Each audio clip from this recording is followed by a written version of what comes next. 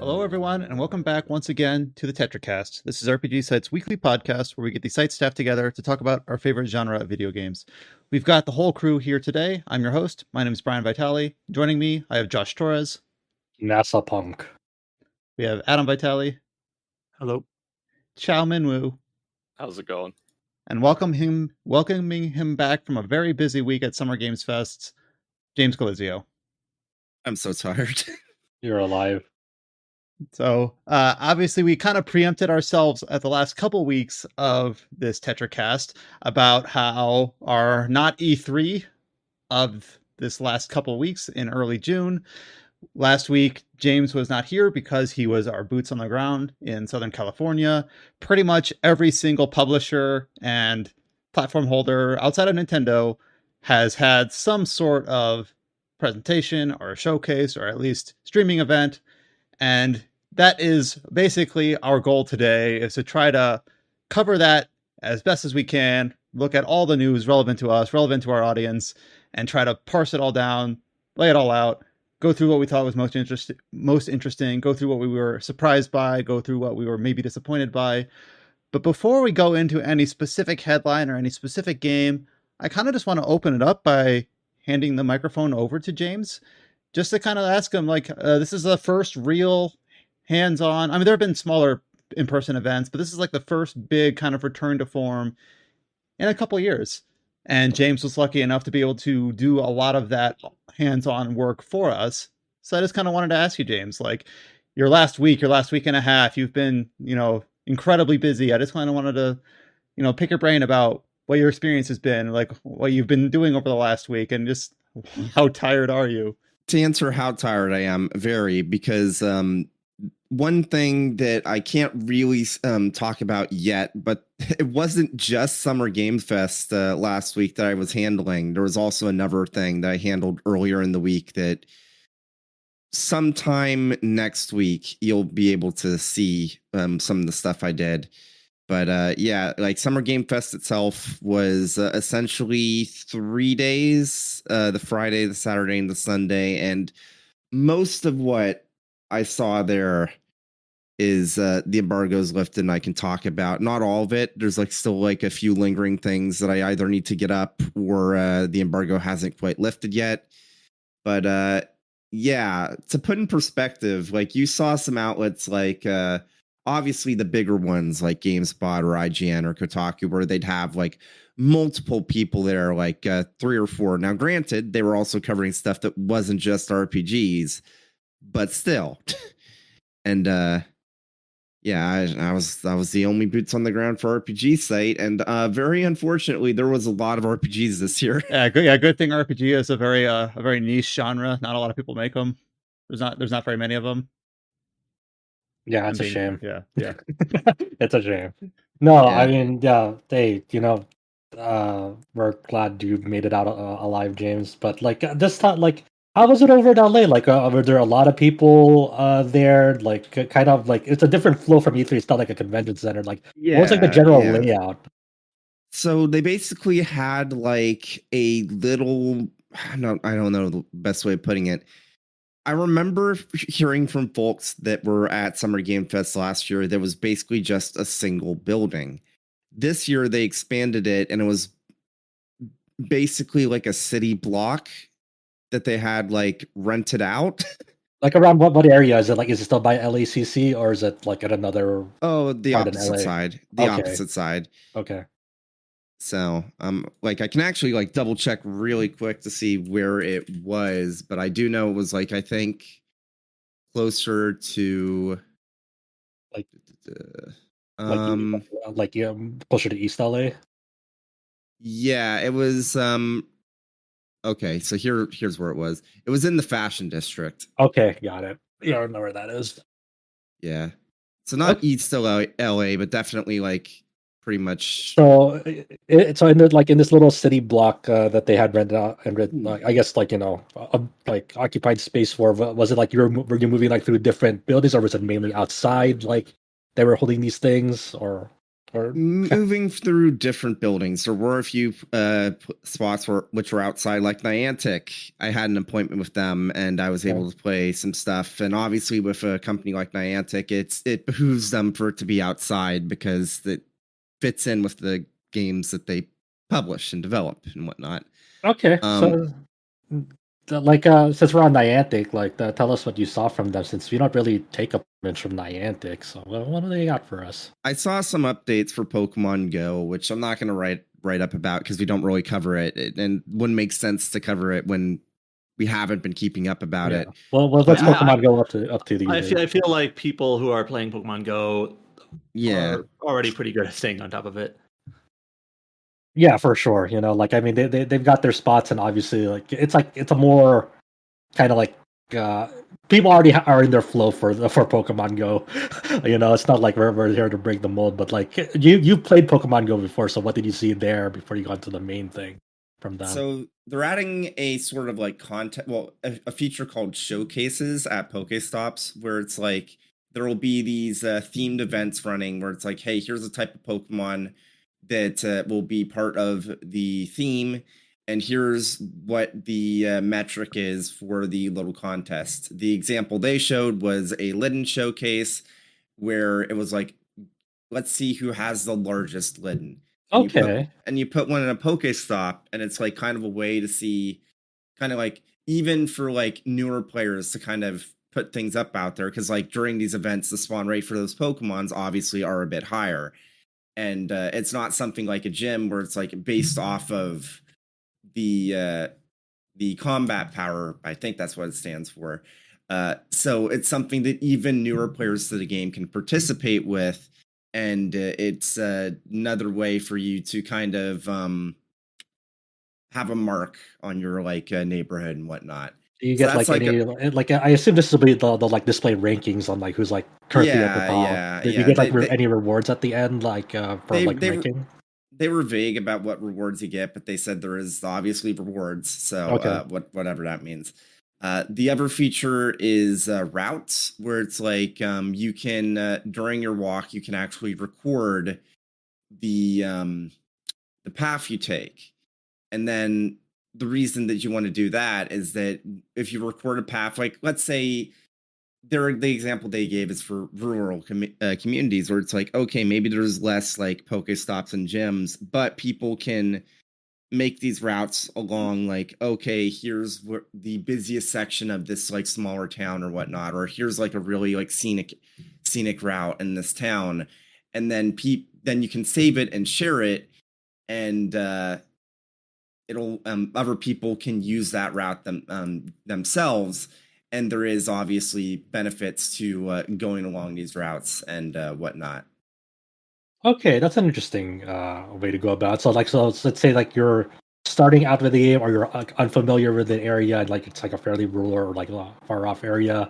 Hopefully some people have already kind of mapped out hey, if you're kind of new to the area, you're unfamiliar, you can take this path or go to some nearby variant of it, and you can find some landmarks along the way for your Pokemon Go experience. That's smart.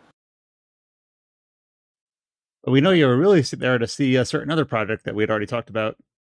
Monster Hunter Now, yeah. So I played a little bit of it, and it's shockingly really good.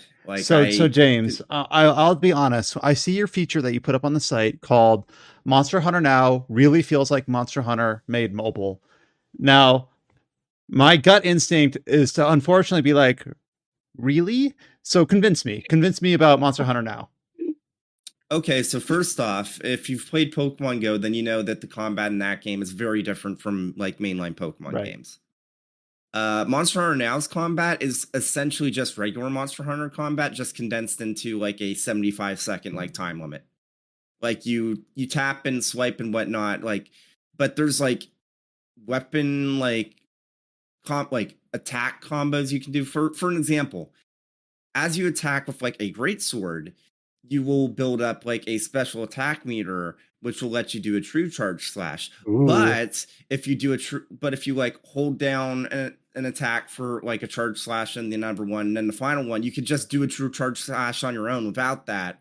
If you understand how like the how weapons in Monster Hunter actually work and how they work, and well, how they the attacks chain together. Swiping dodges, it's omnidirectional because it's like so you can actually like dodge to get closer, dodge to get further away, obviously to target different body And parts. there's all like there's like an on-screen like joystick and like buttons like you tap. Okay. No. It's all just swiping and tapping. Oh, anywhere on the screen, like they're fairly flexible with like what you're doing. Yeah, the other thing that's an option is there is like a lock on like option. You can tap that and then tap a body part that you want to focus on. So if you're obviously trying to break a specific part to get like specific materials, you'd still go for that, and that's like just straight up for Monster Hunter.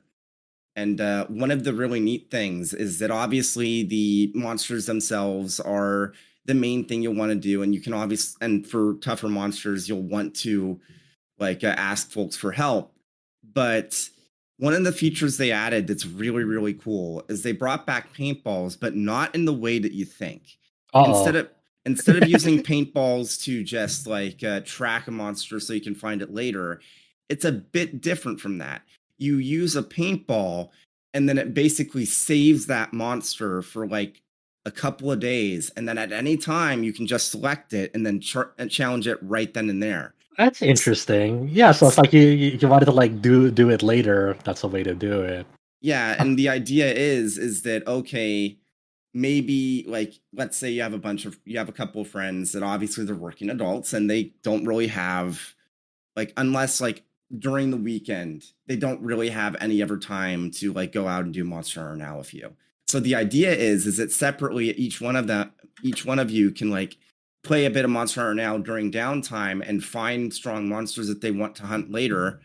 And then during the weekend, you can all meet up and just like take down all of them in like a long session. That's pretty cool. Like, is there like what's the upper limit of how many different monsters you can paintball each? They didn't say specifically, but it looked like there was like at least like 5 or 6 at Wow. minimum. Okay, that's actually way more than I thought. So yeah, And that's also pretty cool. Like, say if you go to an area and it has like there's a monster that you don't really see around like the normal area that you live in. Let's say like I'm visiting, let's say Japan, and like it's say, oh shit, like a fucking like variant of Rathalos only appears here in Japan, but like it doesn't really appear back in the States. Like I can paintball it, and then when I go back to the States, I can go hunt that with friends there that I don't really see like that variant of Rathalos, for example. That's cool. That's cool. Yeah, and they did confirm that there are stuff like Elder Dragons that are like endgame fights and whatnot. And the way that Palicos work is it's basically if you've played Pokemon Go, you know what Adventure Sync is. It's like it's the way of the game itself, like kind of playing itself a little bit for you as you're walking around without you actively like interacting with it. Mm-hmm. So Palicos can like go to gathering points and gather materials that way while you're along a path. One thing they can also do, which I believe this is something you do have to pay money for, you can buy Palico paintballs and they will automatically tag monsters that you can filter. You can filter. It's like, I don't want them to tag anything that's lower than this like danger level or whatnot. So they'll like automatically tag anything if you're not actively playing the game, but you're just walking around. That way you don't have to check to make sure, okay, like every 5 steps, I hope I didn't miss a powerful monster, where it's just like, I can get why some people might be like, that's kinda, but I think in like context, it's like, okay, that's fine. It's a very much a quality of life feature. It's like paying like Path of Exile for like stash tab, like extra stash tabs, for example. You know, it's Yeah. kind of like it's like to make it more convenient for you, but it's not really mandatory. But it's it's nice to have if you're an active player of it. 2 questions. One, did they mention a price point for like this like upgraded paid tier? I didn't get any information about that yet. Okay. And then second, like to play with other people, is it only like local co-op only, or can you play with other people like through online? Local co-op only. Okay. God. Old school Monster Hunter. Um Yeah, I mean, did they mention like other weapon types that'll be in there, like or maybe or how many weapon types they'll have? It looks like they had every weapon type at launch. It looks like it. Okay, wow. I That's wonder pretty how impressive. exactly works. Of like, I don't know if you got to see this or test this or see someone else test this, but like with like say bow and arrow, can you like gyro aim with your phone? No, no. Wow, wow. Okay, that would have been really cool to do. What are they? I wasn't expecting us to start out with kind of a detailed deep dive into Monster Hunter now, but James, if I were to ask you, like, whether it's game related or just more event related, what was your like number one memory of the weekend? Like, I don't know if you had a run in with someone you knew or a certain event that happened at after hours or anything that you can share with us on the podcast. I can't share specifics, but the giant bomb / fandom like SGF party was pretty fun. You also had a run in with a certain finance producer. I heard. Oh yeah, just randomly when I was like trying to deal with like Bandai Namco appointment stuff, I just as I was like exiting that venue, I almost literally ran into Yoshi P. So that There he was is. funny. There's the guy, and then you guys got a nice little picture with him. You guys are having fun, and that's cool. Yeah. The man, the myth, the legend. So okay, so you saw Niantic. Well, what do you want to share with us next? Take us on your journey. Where do you wanna go next? Okay. So obviously I played too many games over Yeah. last week. Too many games. Feels like I've been like just absolutely like swamped with work for the last like month, and it's not slowing down anytime soon. Anyways, I did play a bit of Final Fantasy VII Ever Crisis. That was the first thing I wrote about because that was, quite frankly, the only thing at Square Enix's appointment that was an RPG that wasn't an already like existing mobile game that had. What Stars is in an RPG? Yeah, you What didn't the want to write about Foam Stars? I wrote about it on Twitter. Because like we're not going to be able to like. Who That's was it? not Who in was our, it that was saying that Foam Stars was like their game of the show? actually a handful of people. I was Handful just of about to people, mention. yeah. I will say, like, if you've read my thread on Twitter, then you know that I think it's like it's got a lot of promise.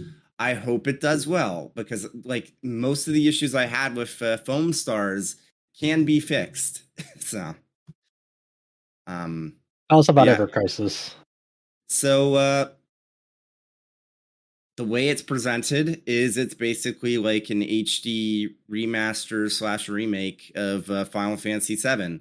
Like obviously the structure might be a bit different. Like the combat is obviously different. It's like a simplified ATB, but like the presentation and from what they've told me at least so far about how the story is going to be handled does make me think, okay, this might be worth playing. Like, if you haven't read my preview, basically one of the things they did tell me is that there's no stamina system, at least for the story. Don't know anything about that. It sounds like they're gonna do the Dissidia Opera Omnia model, where as you're going through the story stages of that game, you didn't consume stamina, but you did have a stamina system for like dungeon stages to get like mats and stuff like that. So there's probably I think there's a stamina like stat or like digit in some of the screenshots they've like shown off, but it might be the Opera Omnia model where as you're going through the story, normally it won't consume stamina. It's just like for other modes in that game. I imagine what I didn't know about this. I guess I didn't really see much gameplay footage beforehand. Was I didn't know that they've shown before, like in like the opening, like when they first showed off this game, like they had like the low polygonal model style, chibi style for like as you're exploring around. But when you actually get into battles, that's when it renders to high def, like the remake models. When you actually go into the combat itself. Like I was thinking they're still gonna have like the chibi cloud enter battle when you're like in the chibi mode in that game. I'm pretty sure that's what they showed originally. Was you explore the map? It looks like original Final Fantasy VII ish, and then it looks like remake in battle. I must have forgotten because like I saw like the some gameplay going around with the hands-on impressions. Like, oh, that's how it works. Okay, I must have forgotten about that. It's kind of Um, an interesting blend of art style because obviously the remake models are very like high fidelity. Then Yeah. the chibi models kind of have like this modern interpretation of what Final Fantasy VII originally looked like. It's like a more better realized whatever Final Fantasy 15 Pocket Edition was. And then like the 2D art is like a very clean version of Nomura's current style for the 2D art for the character portraits. So I yeah, think it's I think it's the really game just looks pretty nice in general. it has a nice visual identity of its own. While it's kind of like it's not like not doing anything like super novel, but the way it kind of blends together everything like kind of fits really. It has a distinct like look to it. When you the thing that really caught my eye, James, in your article for Ever Crisis is they mentioned to you that they'll launch with the entire original Final Fantasy VII story, uh, with that. And the thing that really made me think is that if they're having these like kind of high def remake models in this game, like that would mean potentially that we would see like potentially the high def remake assets or like some form of them first in Ever Crisis before they come out in like the final FF7 remake trilogy. Yep. So Definitely seems possible. yeah. So that's the thing that really makes me excited and kind of, I don't know if baffled is the right word, but like it really kind of awestruck me for a little bit when I thought about it. It's like that's gonna be really weird to see like say like what Safer Sephiroth looks like, you know. um that's wild that Ever Crisis might just debut that first. And we did Well, last week, James. I think you put that up like as we were podcasting last week. I think it was last Saturday when you put that up. So we did talk about it at a very high level. But it was cool that you'd be able to speak to your direct experience here. yeah. Did you like see anything about like how the gacha system works in this game? Nope. Okay. Didn't have a chance to yet. So Okay, I think people are speculating like you're rolling for weapons in this game. But that's only the hubbub I've heard. But we'll see if any of us get into the closed beta, and if not, then we'll see what full release looks like. And if no one else is playing it, I'll play it. I'm already set to play it. I have to I'm know. planning to play it. Like I don't know. Like Uh-huh. uh Well, I kind of like am looking at this as hopefully an opportunity just to kind of like revisit all of that compilation stuff from like the mid 2000s Square era where you had like the Dirge of Cerberus before Crisis, which of course was never officially localized, all the different like side stories and spin-off media and all that stuff, and get it all into one package, because watch it all become super relevant for a remake part 2 and Now 3. you got to catch up on First Soldier lore. Well, I watched the opening cutscene, so I'm caught up. So now I know who Glenn, Lucia, and Matt are. Very, very key. Who? If it's like the City Opera Omnia, there might be like a 3-player cooperative like battles or raids in there as well. So let's team up, Brian. I'll bring my SSR Lucretia from Dirge of Cerberus along. Let's go. Adam, if you watched the Ever Crisis trailer, you saw it's Sephiroth had a run-in with Glenn. Mhm. Glenn. Oh, very important. Yeah. Glenn, My that guy. my favorite. Yeah. Let's see here. So I'm looking at some of your other features that you put up, James. Here, I think I'll go ahead, and the one that you seemed really eager to talk about, despite it not really being in our purview, is what Ubisoft showed for this Prince of Persia: The Lost Crown game. So, what like you obviously saw this game and were impressed enough that you said, "Hey, I know it's not quite our coverage, but I want to talk about it." So, what made you? It's like Go ahead. Well, to be blunt, we've covered like Metroidvanias before. Like I know we did some of the Momodora stuff. We never reviewed it, but like also Minoria, and it's like those. Right. Yeah, they have levels, but fundamentally they're still just like Metroidvanias. It kind of depends on how strong the Vania is. Yeah, pretty much. But yeah, it's like I played this. I also played the Division mobile game. Still not sure what I'm gonna write up about that, but I played it, and I'll just say it here. It was my game of the show. Wow, I that's I knew you felt strongly about it, but I didn't realize it was that. Yeah, that's like Not like foam yeah, stars? yeah. well here's the thing though. It's like if you look at everyone else that has played this, like pretty much every hands-on impression has been very positive, and for a good reason. Like it like feels incredible to play. The level design is already good. The visual like identity is really interesting, and it's like everything about it in the demo, and it was like a lengthy enough demo. Like, Mhm. and they felt confident enough where it's like, hey, do you want to try the demo again on Switch to see how the Switch version is? Did And you? it's yeah, I did, and I Okay. even asked them, and it turns out that the Switch version is essentially the lead platform, Wow. uh, Okay. which to me makes it sound like um after like Hollow Knight and like Metroid Dread that maybe this is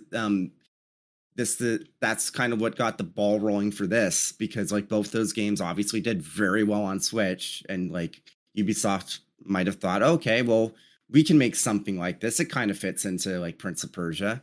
And then they're like, I'm pretty interested in this. When they first like debuted the trailer at the Summer Games Fest event, like I was like, oh, and at first it threw me out because I thought, is this the Sands of Time remake that like they like That's is in in dev now? It's like, development. oh Oh no, yeah. yeah, it's like, oh no, it's a brand new one. And then they're like, oh, they're going back to it being a side scroller. It looks to like be real. It looks like really active, like in movement and like in like fighting, combat combos. Looks like there's like a dash in there. Like it looked really up my alley. Of like, yeah, hey, this looks really responsive. There might be something here. oh yeah, the controls, like, let me put it this way. Part of the reason why I think so many people have been positive about it, myself included, is that even though the game's not out until next year, playing it, just playing it, you can already tell this is going to be a really good fucking game. Damn, I'm It excited. control like not a single issue with the controls. It is like perfect. Do we know who's the development studio behind this? Rayman Legends development team. Awesome. Yeah, that'd be it. Those people know what they're doing. Yeah. So yeah, it's like I don't know how in depth you want me to get about like how it plays, but it's like it's like an action focused Metroidvania with like some really fluid combat with like combo chains and whatnot, and it just feels really good. And it's good in the sense where the combat doesn't like put a pause on the movement, but Mhm. rather you can just like weave combat into your movement as you're going through like a stage. And it's also cool too because like aside from combat, just general like platforming like the and like level exploration, it seems to have like the Sands of Time mechanic where you can kind of reverse time in the Yeah. middle of movement as well. So I guess I'm wondering is like, can you like weave that time reversal into combat itself too? Yes, you can. So, in fact, one of the things they showed in the trailer is that you can set down like a little like temporal like time ghost thing. And then, as an enemy is doing like an attack that's sweeping through the arena, or a boss is like doing an attack that's sweeping through the arena, you can basically like be attacking it, and then by the time the attack will reach you, you can like recall yourself to that ghost. So you're just avoiding the attack entirely. That's so cool. That sounds so cool. Yeah, I think I'm sold on this game. You know, just saw the little bit of that what they showed, and then what you're saying. I'm like, you know what? I think I'm already sold on this game. You know, that's pretty good. That's pretty good. So game of the show, Prince of Persia: The Lost Crown, runner up, Foam Stars, runner up, Monster Hunter Now. Well, no, Just no, no. I definitely put Monster Hunter out of. I'm big silly. Yeah. I did James, also. I love Throne and Liberty. You did also what? No, James like I also love Throne and Liberty. How dare you? Yeah, the Amazon Games MMO. I did also play a bit of the Cyberpunk DLC, which is funny because they had. Well, first off, they want people to call it an expansion, but it's funny because they had two separate like demos. Technically, like they had the short quote unquote demo at Summer Games Fest itself. And then some people had access to a longer demo. I didn't. It was off-site a few blocks down. But the short demo, quote unquote, was still like an hour long. And the long demo was just like an hour and a half. So I don't quite know why they did that, because I don't think, are you really going to get much more to talk about from an hour and a half demo versus an hour demo? I don't know. I mean, a vertical slice is a vertical slice, yeah. So Huh. before we go into this, like just to let people know, like, is this expansions like is there going to be a standalone variant of it? Can you just like get this alone, or do you need to have the base Cyberpunk? You need to have the base Cyberpunk. It is slotted into the mid to late game of the Cyberpunk story. Okay, so I was actually wondering about that because I watched the cinematic trailer and I was actually wondering, like, is this a mid-quel expansion or is it like afterwards? Because like the two Witcher 3 expansions or DLCs were kind of like after. I don't know how much people in 2023 care about Cyberpunk spoilers, but at the end of the game, there is still the unresolved part about the bomb in V's head. Like, that's not fully resolved. It's supposed to be a lingering what's going on, and that's referenced in this DLC. So I'm like, this could take place after potentially. So it's interesting to hear that it's inline mid game. Yeah. So one thing I will say is that this, like, they have like already confirmed that completing this DLC will give you a never ending option. So like whatever that means. Okay. That's interesting. But what I played of this, it is really, really nice to see Cyberpunk now that it's had years of like spit and polish, because this expansion like feels really good. It looks really nice. And I'm sure if you enjoyed Cyberpunk, you're going to like this quite a bit. And apparently, like, one of the main things are introducing with the expansion, which will also be backported to the main game, is they're like completely retooling a lot of their AI systems, including for like the police and whatnot. Because I remember one of the things that people complained about at launch is that you would attract the police and they would just spawn out of nowhere. They don't do that anymore. I hear like this. This also has like new skill trees, like you can do new builds in this new expansion, and then I assume like whatever progress you get from this expansion, you can backport it back to the main game. Did they? Yes. Okay. Yeah. So basically, yeah, it like, I can see why they're calling it an expansion. It gives you like an entirely new area to explore, like in Dogtown, like all of the voice acting stuff and like the stuff from the story in that first hour is very interesting. I'm like curious to see where it'll go. Well, I remember even when the base game released, with all of its faults and all of its bugs, one thing that Alex, who was a champion of the game for better or for worse, described that I did actually agree with, is he said that Cyberpunk was a great game for sitting down and talking to people. Like, of just the first person conversations was actually like surprisingly like well done and memorable. And I kind of got vibes of that from the trailer as well. And I'm like, you know what? That's one thing that the base game did do well. So I'm kind of looking forward to like revisiting that. Yeah. Like, this should be really good. And if you haven't played Cyberpunk yet, this will probably be the best time to do it. Yeah, I'm interested in this game, and like, it sounds like obviously, I mean, very obviously, the version of the game that we'll get is going to be a lot better than what it was at launch. Did they mention how you access this DLC in the game? Like, did they say, oh, it's like it'll pop up on the map and you select it to start it? Did they give any specifics on that?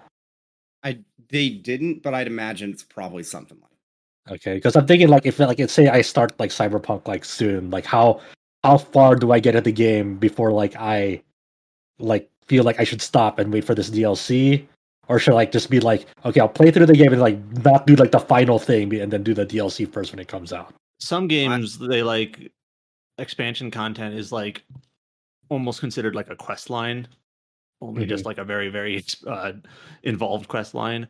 This is a random example. I know Wasteland 3 was like that with the DLC. So maybe something like that. But I'm always like, I always have to kind of ask this in the back of my head into like people as well, because like I'm still kind of scarred by like how From Software did it with Dark Souls 1, like doing it in a really obscure method to like access the DLC and like their games. Like, oh, if you go here, don't go too far, and you have to go to this tree or whatever. And then like, I try to remember how you get to the Dark Souls 1 DLC now. I remember there's like a really stupid, like somewhat convoluted method. At the lake, you kill the Hydra, and then afterwards there's this like crystal fuck that will spawn, and you defeat it.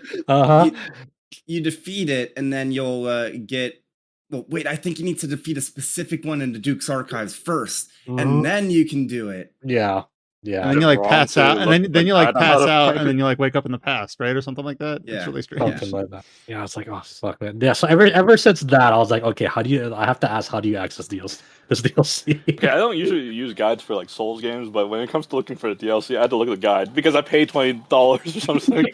I can't let it go to waste. I need to know where it is. And maybe I'm just like stupid, but for as much as we kind of poo-pooed on Cyberpunk, the year it came out, I'm kind of like, should I reinstall it? I'm thinking of like getting on its next discount. To be honest, like I think it's one of those things. Like it started rough at launch, but they kept working at it. And like a lot of people are very fond of it now, and it seems to be like at a decent state now, where it's like, hey, you'll have a pretty good time. Like I also think guaranteed. I also think just people have better calibrated expectations of what type of game it is. Well, yeah, I think so this is not down crediting all the problems that the game did have at launch, but I do think that some of the things that people said at launch is like they would shoot the water and it wouldn't like splash, and they're like, this game's not immersive because it's nothing like Grand Theft Auto. I'm like, was it supposed to be? Things like that. Well, I also think like some people took some of the marketing really literally, like you can do anything, and it's like, no, it's still a structured game. It is one of those things that like the marketing wanted you to think it was like the second copy of Christ at some points, right? Yeah, like people had their expectations like up through the roof because of official messaging. Yeah, I don't put that on the audience at all. There was a lot of stuff from like that, or like some of those early like E3 showcases that was just straight up cut from the game. Yeah, I got Witcher 3 in that sense. Like there was like backstage E3 demos kind of.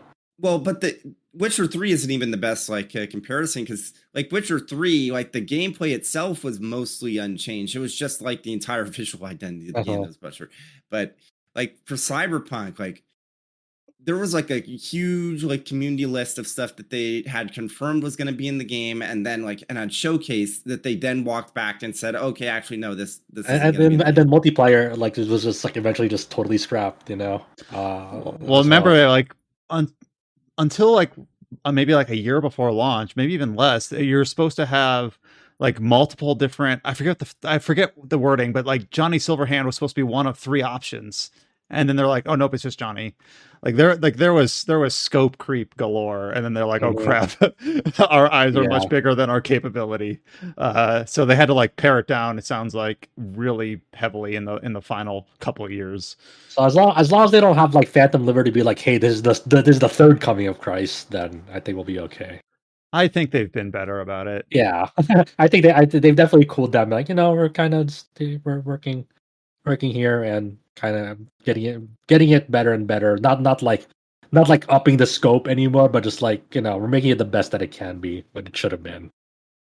And then while we're on that topic, I'll just say that they revealed that the release date for Phantom Liberty will be September 26th. And in general, that month of like the last day of August, right, is Baldur's Gate 3. They had a small showing. I didn't realize until like just now, even though both have been dated for a while, like Baldur's Gate and Starfield practically are going to launch like back to back. Yeah, August 31st, September 6th, and then it's a month later, but giant games, Cyberpunk DLC, September 26th. Yeah, but yeah, I mean, you never know, right? Like that first month of Starfield could be very rough. It could be like NASApunk 2077 or the launch on that. So you never know. Like you have all these, like especially with Starfield, like they were like this will be like the game with the fewest bugs at launch for a Bethesda game. It's like, what the fuck was that supposed to be? Like only 100 bugs. Been good. Yeah, like it's like Bethesda games launch with like fucking a trillion fucking bugs sometimes. I was gonna say, has their record been good ever since they've been bought out by Microsoft? I mean, they haven't really launched with a game under the Microsoft banner, like a brand new one. This is going to be the first one under Microsoft for real. Okay. Yeah, so I mean, we'll see, and like that quantity could be like kind of like, think about it like this. Let's say I boot up Starfield. It's like, oh, the bug that I'm having is like the single bug that I'm having is the game isn't working. It's not booting up. Well, it's technically the fewest bugs to launch. It just happens to be the one that doesn't boot the game up. It's like, okay, fair enough. Our review guidelines like gets a 0. They're definitely playing with fire with saying, okay, this is going to have the least amount of bugs of any. That is fucking like just fucking fruit for social media to gobble up, because they're gonna take that headline and that quote and then just post some fucked up bug along with it on their post. I am really excited because it's like either it's going to be a mess and it's going to be hilarious, or they're actually going to pull it off. In which case, either way, I kind of like respect like I'm looking forward to it. Whatever way it goes, I'm looking forward to it. I will play it, and hopefully my experience isn't like a fiery mess that'll make my PC explode. I mean, people will share like social media, bad animations, maybe clipping issues. Like that's inevitable. I will eat a shoe if there is none of that. If it's perfect, people don't play Bethesda games for like that level of like animation polish. So it's basically if all the bugs that are released with Starfield are kind of, I would argue, superficial like that. But then if it's like this game, it has like PS3 Skyrim chugs and crashes your hard drive, then of course that's a different story. Yeah. Well, we'll get more into Starfield later. We're getting way off. But yeah, we're gonna talk a lot more Starfield in a bit. Oh, yeah, Phantom Liberty coming out in a few months. And maybe we'll use that. Unless James had any other final concluding thoughts about his Summer Games Fest experience that I didn't think to prompt for. Other than that, I was just going to move into probably the most significant release of the week in terms of gameplay. Do you have any other final? Sure thing. Okay, that'll work. Now we're good.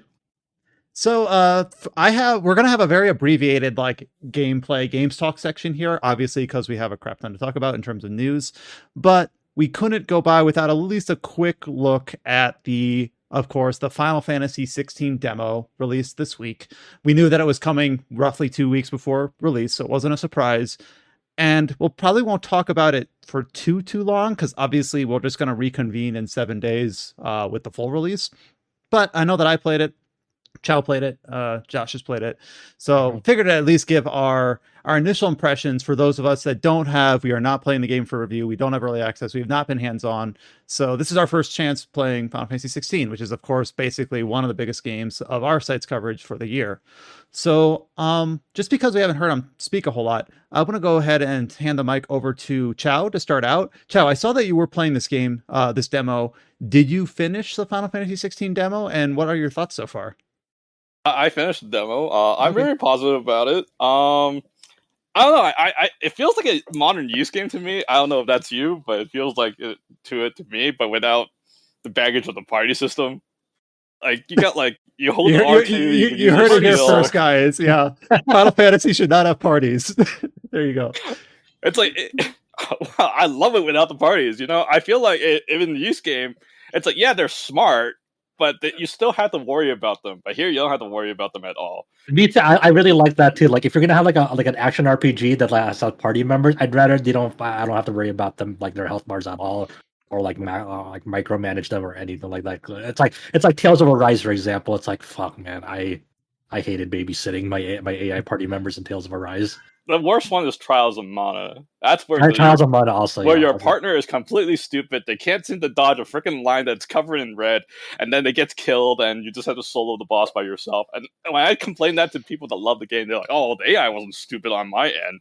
Like, well, no, I think Trials of Mana is a pretty good game. Yeah, but that's still like very frustrating. Yeah, but yeah, I agree with you, Chad. That I'm happy that like you don't have to worry about your AI party members here. Like you only have to worry about Clive, Wade, and what was the other dude's name? Tyler. They are the best Biggs and Wedge since FF7. Okay, these guys are awesome. Wade is a bro. I love him. I hope he doesn't die. You know what? When I saw him, I said, "This guy looks like Adam Sandler's. He is definitely a bro." Oh God, yeah. I mean, you're not wrong. But yeah. Well, so what was like your expectations going to this, Chow? And like, how did you think about like just the general like presentation of like it's very obviously it's very cutscene heavy at the very beginning, like trying to establish a lot of things going on, kind of state of the world, who Clive is, etc. I was gonna say, you know what's the best thing about this game? It is the active lore system, because they throw all this terminology to you, and it's kind of hard to keep up. And then you just press the touchpad, and then it's like, oh, you can read all the lore about this guy, and it's like, oh, there's that guy. I know that. It's like there's the queen. I can fix her. She's nice. Are you sure, Chow? So I also like the active lore system in concept, but unless I missed something, like I didn't even think to press it. I think there was a small UI element, like the bottom right, like press the touchpad You on can your. pause it anytime, and you can see what, and it'll cover it whatever. It's like watching a video on Amazon Prime. It's like you just pause it. It'll say, "This is that cast member. This is, I don't know, Julia Roberts or something." No, but the thing is that it doesn't, and this is me nitpicking. I like the idea and concept 90% of the way, but it doesn't seem to give you an indication of when there is new information, like new codex entry or whatever. And maybe that would be too much UI noise, but I press it. I'm like, oh wait, it gave me an update on this character that I didn't realize. I just found it because I happened to press it. So I think it's one of those things where if you engage with the active time lore system frequently, like every time you're see a new cast member, you read up on them, that could be good.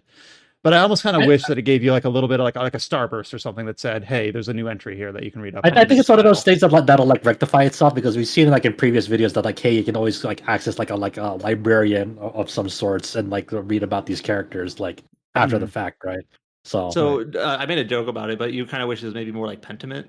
I mean, yeah, so it's obviously very visually different, but like it gives a little underline, like, hey, you can read about this. There was another Obsidian game that did that as well. I think it was one of the Pillars games where whenever and this kind of helps because those games are PC centric, or at least I think of them as PC centric. I guess they're all on consoles too. Is that when it gives you a proper noun, it would highlight it, then you mouse over it gives you a tooltip. So this is kind of like, wonder if that would be too much visual noise where you have highlighted words all over the place. Yeah, yeah, for me, because like if I'm watching the cutscene, I'd rather not have like that kind of visual noise that like makes me remember. It's like, oh yeah, like I can press a thing. Like it could be a toggle too. Like they could have added it. So it would be quite annoying. It'll be like, oh, Pop, did you know that there's something new about this guy? Pop. Yeah. For me, I kind of like the cutscene direction that they're doing. Like, and yes, it does kind of feel like a TV show almost. When like with some of these cutscenes, and the cinematography that they're going for, which I really did enjoy. Like obviously I had to like be a little understanding. Like for me, I'm a very gameplay person. Where I'm like, okay, I understand. I have to be understanding that yes, there's a lot of cutscenes because there's the beginning of the game. They're trying to establish a lot of things. So like I'm just like, obviously I'm one of those first like, when's the gameplay? When's the gameplay? But like for example, I haven't played the demo. I'm waiting for the full release. On PC. But on PC, yes. But like so like the Xenoblade series, like their big cinematic scenes are well directed, but there's also a lot of scenes that are just like everyone stands in a circle and talks. Yes. Does Final Fantasy seem to avoid that? I mean, like even the remake was pretty good. 7 remake was pretty good at avoiding that. I'd say they're pretty good at avoiding that. For cutscenes, they're all pretty dynamic in how they're positioned, how they're posed. Some person will be like on like a staircase looking up or looking up at someone or some movement. Yes, and there'll be like background people like moving around too, like in that scenery. So it's not like static. Like, and then like even if you're like walking around, like you're not like directly talking to people, you'll just like have like one of those like dialogue bubbles as you're like passing them. And then there'll be like a log at like the bottom right left corner and say, okay, what did they say if like you missed out on what they're saying. And kind of like a neat thing, like if you see like a shiny object in the world, for example, you don't have to go up there and like press a button to pick it up. It'll like just magnet towards you. If you see that shiny object, so you have to go. You just have to get near it, and it'll magnet towards you. If it's like a treasure chest, then like the items give you like a visual vertical blue line, so very clearly indicates there's an item up there. They're obviously the small little story demo, the part that carries forward. There's not a whole lot of exploration. You have the rows. The initial castle and then the swamp, and that's mostly it. But there was a little bit of up here on the scaffolding, there's an item, figure out your way up there. So I do kind of like that just as like a little micro puzzle nature. Like we're very clearly going to show you that there's an item up here. We're not going to hide it from you, but how you actually arrive at that point might require a little bit of, navigation. So I kind of like that as a gameplay. I think the thing that like kind of threw me off guard a little bit is like your character feels a little bit weightier than you think they are when you start moving them. Like I was kind of like expecting a little bit like more nimbleness, like Adolf from East, and then like no, he's very he's very way more weighty in the way that like when you start like tilting your stick forward or any direction, it's like it takes him a bit to like kind of get into there. I think his Clive looks very slim for his figurine. Yeah, That gives you the I'm not, yeah, I'm not, impression that he's very I'm not saying like nimble. I'm not saying like the actual like figure himself, like the model itself, but but the feeling the feedback that you get when you tilt the stick for movement on my end. Well, and I think I'm okay with that because Anise, That's like, fine. Yeah, I'm not saying it's like a bad thing. I'm just saying that's like it threw me off guard. yeah, because At Anise, like, I'm trying to. It's been a while since I played 9, but like Adel's default jump height, like if put like for a real person, he's got insane hops. He can like jump the height of a person by default. So like Clive has like a much more like normal, like his jump doesn't go very high. It's more of a normal jump. He's not a Yeah. basketball player, which is gives like movement and weight and momentum to the character. Yeah, if there's one complaint I have, it's like the max like run speed is still like a little than what I'd like it to be. But, yeah, I was hoping to like not... press a button to like give me like a sprint, like a Zelda sprint or something. And I'm like, oh, and then I'm like, oh nope, there isn't one. You get what you get, and I'm like, oh, all right. Yeah, so it's fine. I think the goofiest part is like those QTEs to like break through doors and barriers. I don't know why they put that in. Press R2. That's why. Open the door. Well, and actually, that was my first. This is my first time booting up my PS5, and since Final Fantasy VII Remake Intergrade. So the first time I had to like push open a door, and it did like that haptic feedback on the shoulder button. I'm like, oh yeah, that's a thing. That's actually kind of neat. I don't know if it's like the best. I don't like. I don't know if this is the most interesting or best implementation of it, but it's neat. It's better. I think I like it more than not having it. I do also like. So we'll get more into the combat in a couple moments, but there is, and I don't know how I feel about these, but there are like two main key QTEs for either like a stylish hit or a stylish evade. Cinematic, cinematic dodge or cinematic strike. Yeah, cinematic invasion. And then I saw it was a viral tweet of you're fighting. So one of the mini bosses that you fight is a Malboro, only they call it a Morble. I don't know if that's from another. That's what they call them in Final Fantasy XIV. Makes sense. But a Malboro, and it's a cinematic dodge, and some streamer like very smartly was like, "I wonder what happens if you just don't hit it. Like the timer runs out and then just resets. Nothing happens." Yeah, the first one you can't feel it. Yeah, I think that's why it's in blue. I never actually failed any of those, so I didn't know like more. I didn't actually think to like check like the. I think they make the QTEs way too easy. It has like a 10-second window of like not fucking it up. I mean, so you gotta wait until like New Game Plus hard mode, which they announced details for. I wish the difficulty was like that available from the start, because I actually find the base game very easy. It's like I was like barely even scratched. I think it's one of those things. Like, yeah, I don't think that, like the real difficulty is gonna come up to like subsequent playthrough or whatever it is. But like, and I guess the time 3 is like getting used to it and like getting all your abilities and stuff like that for it to carry over until you get a better sense of like how much you want to do. I will say that like it does make a pretty nice like kind of ramp up to like because you start like the base game demo that you have in the demo is just kind of the opening hours, so you kind of get the very very early game combat of like you don't have like your icons yet. You're just getting used to like, hey, you have like a one icon ability with the Phoenix, and then you have like your basic like sword combos, and then you can kind of unlock new abilities with some of the ability points that they give you that you earn at the very beginning. So like the very first two things I got was Enemy Step and Helmbreaker because I'm fucking DMC brained. Like that, and then I got Stinger right after. And I was like, okay, this was a lot better.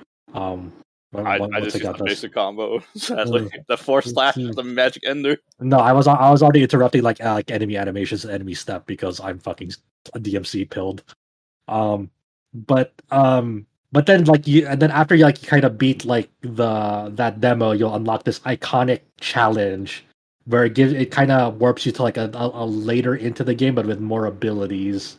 And that's kind of where you kind of get your first taste of like what the real combat flow of the game is, because they give you a Clive that's like somewhat leveled up, and he has 3 move sets. He can switch between like the fire, the wind, and the earth icon move sets, and you can start kind of messing around with like what does this feel like? What are these moves? What's the flow of combat once I'm starting to manage multiple sets of icon abilities, and that's kind of like the first like kind of real showcase of like, okay, what am I signing up for? And if this is like kind of like what I'm signing up for, I think it has a lot of real potential, and if you're able to like mix and match them on the fly. I think the biggest problem, if there is a problem with combat, is that some of the enemies does feel they're a little bit HP sponges. They take a little while to kill. I'm not sure if that's just me. I don't know. I think it does have that problem. Like for like enemy mobs are like kind of fast to kill, but if it's like meteor mobs like Gigas, for example, it does kind of feel like kind of a chore because you don't have like a lot of your abilities. So I think that's kind of like the natural first playthrough problems of the game, where like you're gonna feel weak and things are gonna feel slow because you don't have like your abilities. But what like that's kind of why like I kind of like the iconic challenge, because like, hey, you actually do get cool tools to really fucking rip and tear through enemies. So like if you start like say maximizing staggers to like the well-timed iconic earth like abilities, you can just fucking shred through HP like a motherfucker. Like that, or once you parry them with an iconic shield, to get that mini stagger on them and give yourself an opening. So I think it's one of those. That's why they put that in there, where like, hey, like combat might seem slow at first, but like once you start getting more abilities, you can start really speeding it up. Once you start like taking advantage of like stagger openings with a healthy amount of abilities under your belt.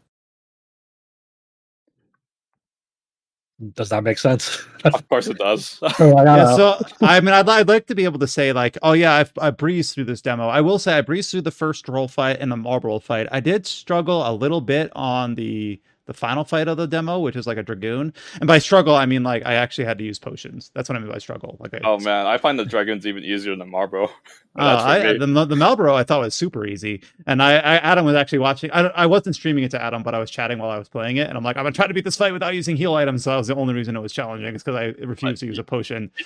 It's like the dragon's gonna jump at your face when there's a little attack ability that pops in the top, right? It's like he's gonna do double jump. Yeah, like he's gonna jump at me twice. Yeah, thank you, UI, for telling me that his ability is double jump. Oh, he's gonna land my twice. favorite part is if you play Final Fantasy XIV, they got Estinian. He's like everyone's favorite character from Final Fantasy XIV, who's a dragoon, and he voices this dragoon in both English and Japanese voices, just to have him as a cameo here that gets fucking murdered by Clive. Spoilers.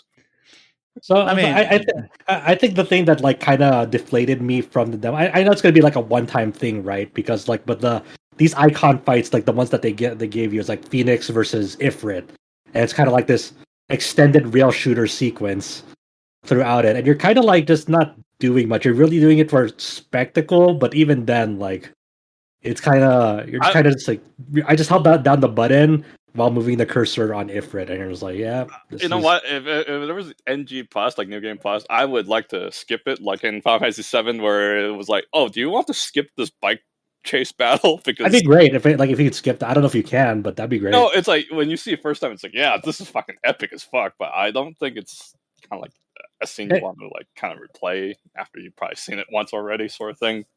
Because I don't think there's like much like leveling elements to the icon fights. I think. Yeah, and I'm hoping like this kind of like just like the lowest point of it. I'm hoping the other icon fights are like really cool and involved. It's more of a narrative piece than anything. Yeah. Yeah. Other than that, I know there's a demo, but I played on performance mode, and there are definitely like noticeable dips in frame rate throughout the demo. My friend was trying to play it in graphics mode, and he said it was unplayable. But then again, he's like a PC gamer. If anything is not 60 FPS, it's unplayable to him. So. I mean, during battle parts, it felt like it held up 60 FPS somewhat well, but then like once you get to like a busier, like the town area, like at the castle, for example, like that's just like performances all over the place on that. The castle was all over the place, and then there was one part in quality mode during that icon fight where it just went to a crawl. It was sub 30. Oh yeah, even performance was like fuck, man. But for me, I was just like, oh, at least you're not really doing much anyway, so it doesn't. Yeah, probably the biggest. I remember you could probably go back to one of our older podcasts where they focus one of the trailers. There's been like 1,000 trailers. I don't remember which one. I think like the third one, where they focused it on the icon fights, and I was like, you know what? They talk about how each one plays a little bit differently. These are kind of neat, but the one that's in the demo is kind of like, eh. I mean, I don't hate it. It's just it doesn't elevate the experience. It's more just it's an interactive cutscene, slightly better than QTE maybe. Yeah, I kind of wish there was like at least like one or two more mechanics you can do as Phoenix to make that fight more involved, and it'd be okay. I think I mentioned it like after I got back from the preview that I felt like it would have made a lot more sense if the first time you played as Phoenix, but the second time you played as Ifrit. Yeah, I don't know how that worked, but yeah, I agree. That'd been a really nice perspective shift. But what do you guys think about like? Did you guys try the iconic challenge after you beat the base story demo? Yeah, I did. But I think I forgot to turn on the settings. It's set to story focus, so I got easy mode. It was like literally like when you're about to get hit, the QTA like just pops in so you can dodge. I was like, Yeah, you have to unequip those items. I saw that when I was like, when you first control Clive in that, they already have like some of the items on you. So I was like, oh, take that shit off. Like I'm not even playing the game anymore at that point. I mean, hate to say it's for it, people who need it, you know. So but, I mean, you know, but that's how I fine. feel when playing that mode. Yeah, I mean, there's no shame if you need that to make it more enjoyable. But yeah, but I think the game started really clicking for me once I saw that iconic challenge and like I to mess around with that and that's like okay, this is pretty cool. This is pretty cool. But I'm looking forward to the full game. Like it's just around the corner. I'm gonna be kind of no lifing it and see if I don't make any sense next week when I'm talking about this. It's because I played too much of it. I'm definitely invested in the story from what it sets up in the demo. So I have pre-ordered. You know, if they were worried about pre-order sales numbers, you got one from me. Yeah, I still have to pre-order it. I thought the little bit of story shown in the demo was done pretty well, because only one thing I thought was a little bit rough, but it introduced you to Murdoch right away as like the knight captain. Then you go off on your little side quest to introduce you to Wade and Tyler. And I thought that was a little bit strange, a little bit contrived, where it was like, before you join us at Phoenix Gate, you need to fight some goblins in the marsh to prove to your mom that you're capable. And I'm like, oh, okay, that's a bit strange. But I did appreciate it because it gives you hands-on, it introduces you to those two knights. So then when you're in the Phoenix Gate segment later when everything's going down and Wade's protecting Joshua, you're like, fuck yeah, Wade. Like, what a bro. So I think in that sense, I thought it worked really well. Obviously, I think the where the demo ends as a vertical slice was done pretty well as a starting part of the game. So I don't know. I'm intrigued. It clearly sets up some stakes and introduces like the wider world. I think basically 3 of the different Crystal Kingdoms are given a look in the first couple hours of the game. It is cutscene heavy, but I actually kind of appreciate where like, all right, I got those out of the way, because obviously it carries into the full game. So I'm like, all right, now when I go to play this on the 22nd or whenever it releases, hopefully, well, it'll probably be right at the time. You'll agree to a 2-hour cutscene right after. more cutscenes. But I think for me, I didn't know this. I don't remember knowing this beforehand, but I didn't know that like you for a small segment controlled Joshua as well. I was like, oh, okay. I guess I remember they brought that up somewhere. It might have been at one of the PAX showings, but I remember reading about that. Like there'd be a Josh segment. I'm like, oh, okay. And then I think that was a good narrative bit too, because like you play as Joshua, he casts a spell, then immediately like has to catch his breath. So it's a good gameplay. It's a good gameplay narrative mix. I was like, holy shit, you burned that fucking dude alive, and he's like, oh. Oh, I'm like, all right, you need to calm down. Fucking OP, okay? He gets Karaga, okay? You can cure for 9,999. You don't even need any healers with this guy in with you. Oh, and then that's another thing that I thought was a little clever story element. Early on, Josh heals Clive, right?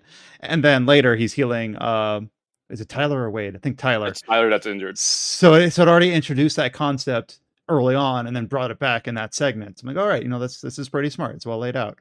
Oh, I have a confession that I remembered from this demo. So at the very end of that icon fight when Ifrit is like casting Hellfire on it, I failed that timer. I was gonna say, like, can you fail it? What if you don't stop? I did it with a little blip of his life still left, and it fucking smoked Joshua. He's like, no. You still fail it even if you do clear the DPS check. Well, but like you still fail, but you kind of get reborn. You get full HP again. Like, yeah, you know, that the happens second when win. you Yeah, win yeah. PSP. But for me, I didn't get that second win. It's like the first time I failed. I got a game over screen, Design failure versus narrative failure. and then I didn't have to do I didn't have to do the entire fight. I had to like I just see like the last like dynamic cutscene segment and then into the timer of that, and I was like, okay. But you know, I was like, if I had to do a fucking quote unquote fight again, I was like, oh fuck. I did it because I thought I had to like for some reason I thought they had to like hit the fireball first instead of Ifrit. Of like, wait, no, you have to hit Ifrit, and then it's like okay. I'm getting like, isn't there some RPG where someone's like launching a fireball? Oh, I was thinking of what am I thinking of? There's some RPG where someone's like charging up like a DBZ fireball attack, and you have to. It is the Genki Dama, the Spirit Bomb.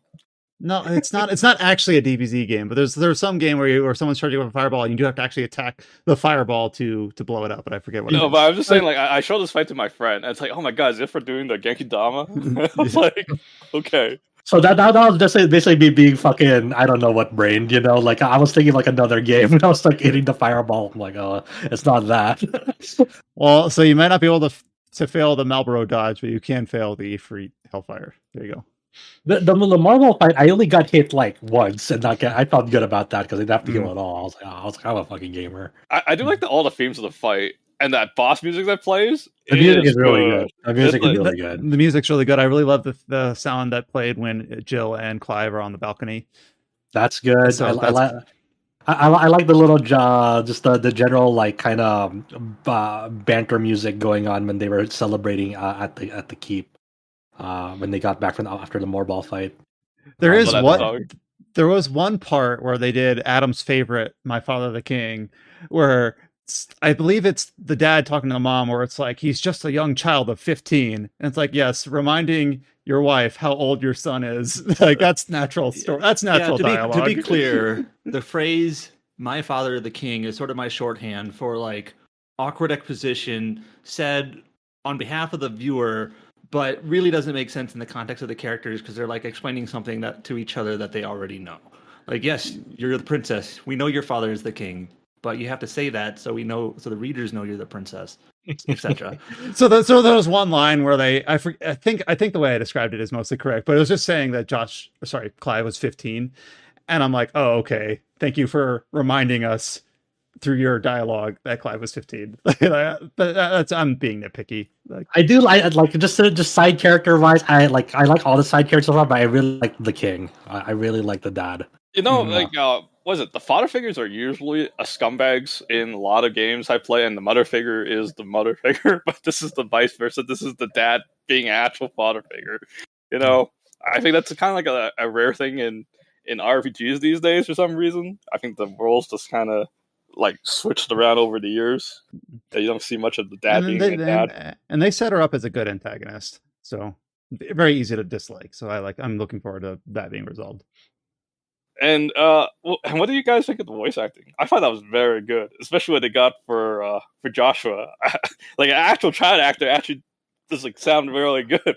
Yeah, I'll definitely say the voice acting is really good, and especially as it might go up, it might not because of the venue for the recording. But I did actually get to interview Ben Starr and what's the voice actor's name for Sid? But isn't the voice for Joshua? I think Brian said this. So I'm trusting him. The same as the voice for Hugo in Plague Sale. Yeah. And he did similar character archetype. I mean, well, and like they're like, so oftentimes, you know, an actress will voice a young boy, and that works really well sometimes. But there's something just slightly different where it's like, is this a child actor? They're knocking it out of the park. They're doing amazing. And then when I've never played a Plague Tale, but I was looking up like their IMDb. I forget the actor's name. Let me look at this. I should give them credit here. Credit's due. I think it's Logan something. Yeah. Let's see. It is Logan Hynan. And so one of the first things I saw, like I forget it was like a Reddit page or on an IMDb comment, but like apparently like he knocked it out of the park as Hugo as well. Like apparently this guy has just got really good voice acting chops at a young age, and he does an incredible job as Joshua in English. So looking forward to that. Did you also get a name for the voice actor for Sid? I think James was trying to find that earlier too, and he has a really distinct voice as well. I was like, oh man, When you hear it, I wasn't expecting that kind of voice. It's very gruff. I guess is the way I'll just say that. I'll say this. Sid's voice actor. That's just how he sounds. That's awesome. That's goddamn. It fits the character, I think, but it's just it's not. It's very deep and very smooth. Like it's just like fuck, man. I'm not really one for ASMR stuff, but I can listen to this dude all day. Something. Read the dictionary. Okay, now that he's just gonna prove it, he's more OP than like if he did like audiobook stuff, I'm like, okay, I'm gonna start listening to more audiobooks if he's reading them. Sid's voice actor's name is Ralph Ineson. Awesome.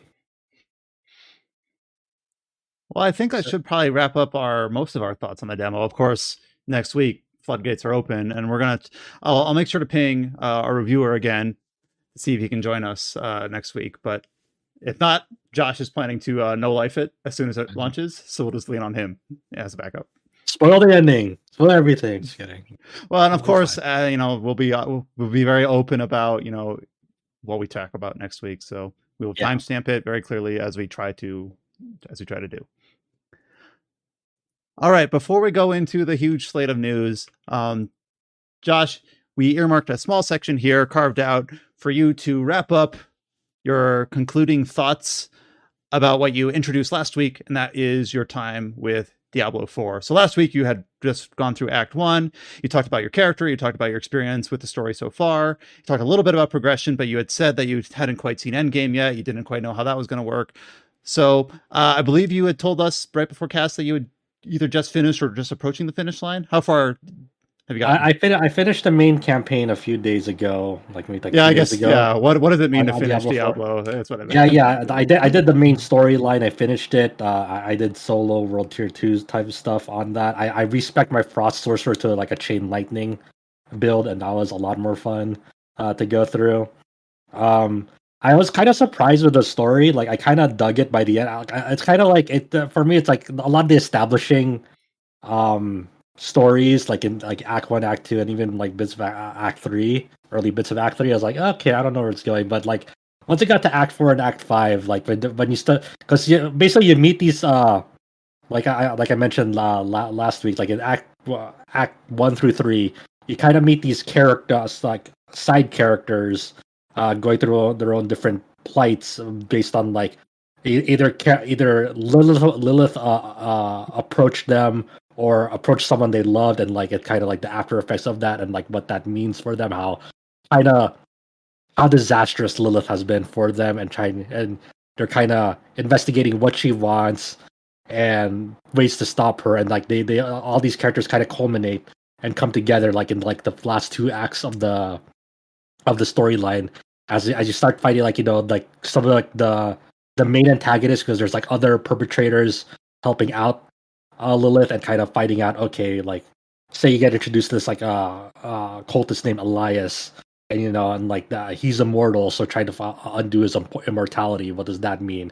So you have to kind of go around the world trying to find out like what's the reason for his immortality, and kind of investigating that part, and kind of like pushing forth on like this final try to one up Lilith and try to find out exactly like where she at, what she wants.